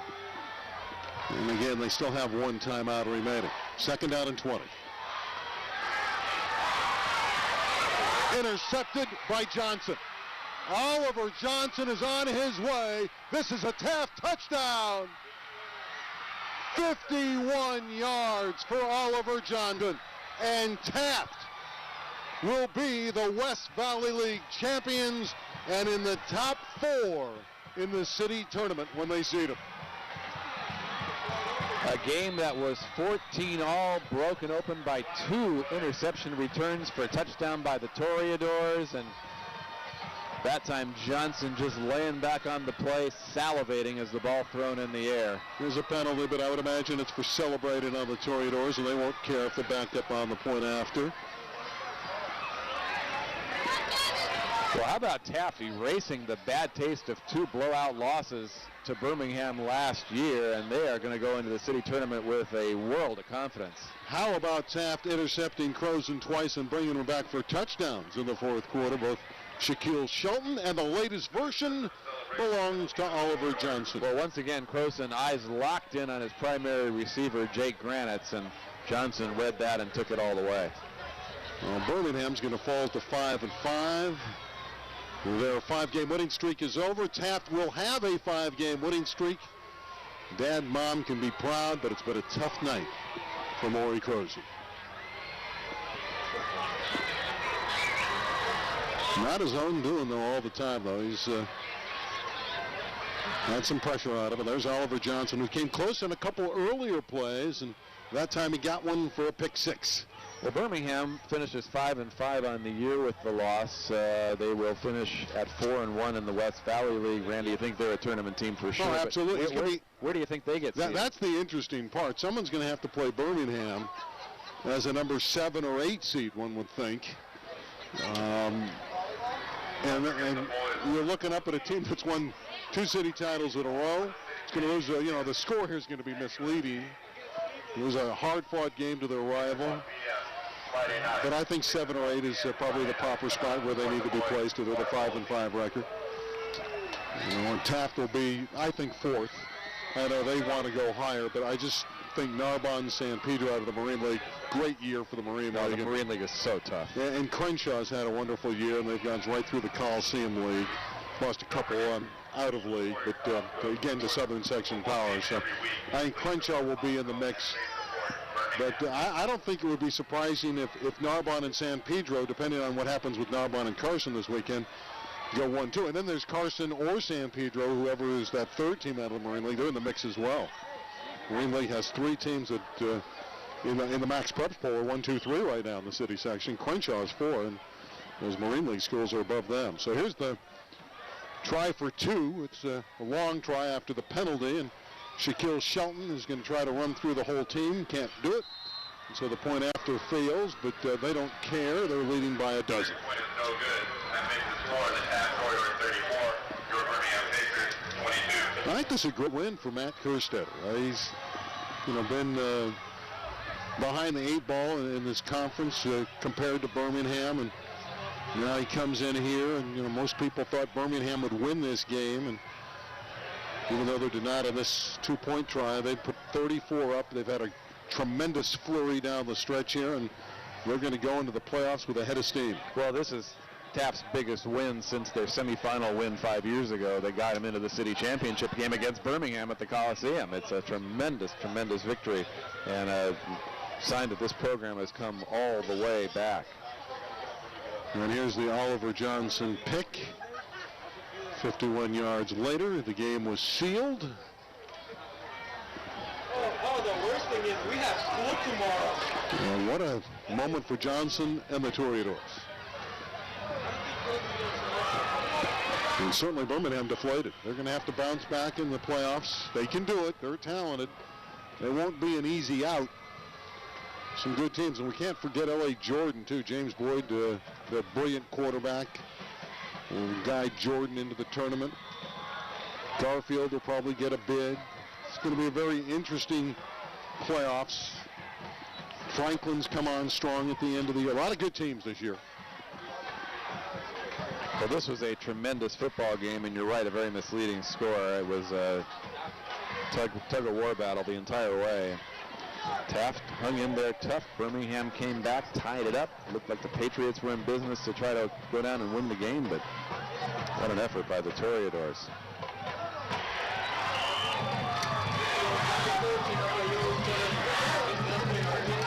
.36 seconds left.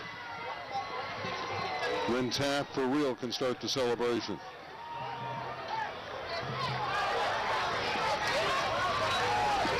On a gorgeous night in Lake Balboa, but a night that will be long remembered here by the Birmingham fans for falling short. And Taft from Woodland Hills can celebrate. Here's Crozen again throwing downfield in the crowd. Flournoy came up with it at the 45-yard line. Well, you see the athletic ability there of Devon Flournoy. What an effort, and hopefully he's okay. You don't want him to get injured. He's too good a kid. He's too good a player, and especially when the game's really out of sight. He really caught that in a crowd, didn't he? Birmingham will utilize its final timeout. 1, 2, 3, 4, 5, 6 white shirts, and Flournoy comes away with the football. 27.4 seconds left, and you can't take the fight out of Devon Flournoy, can you? When is the next game? Thursday? Well, for Ed Crozen, you know, they've had great success. He wanted a big win tonight, and then thought he could potentially get a 1 or 2 seed. That's not going to happen. Narbonne will be the favorite, one would imagine, going into the tournament. But again, San Pedro and Carson, Crenshaw, and Taft certainly in the mix. And Jordan. Some long faces on the Birmingham sideline. This is certainly not the way the seniors wanted Parents' Night to end.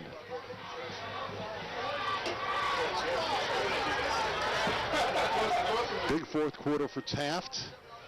And it looked like Birmingham might win the game. Crozen running out of the pocket, heads to the sideline to stop the clock.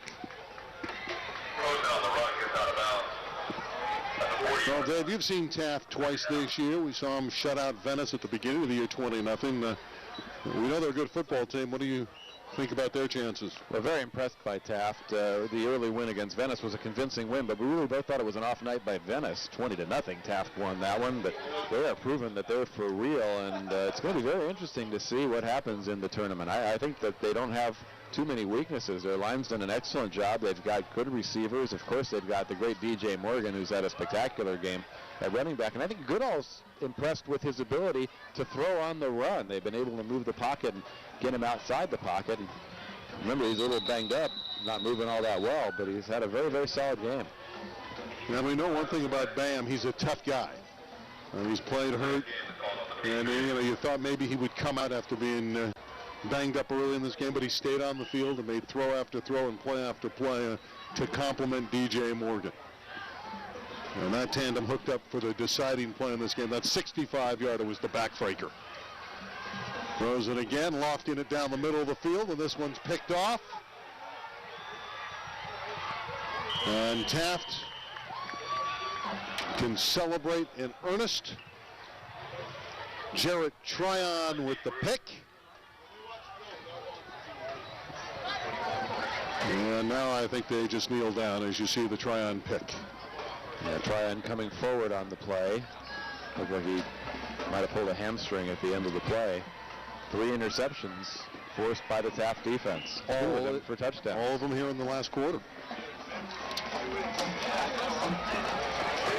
Well, you wonder, will these teams meet up again in the playoffs? They seem to do it all the time.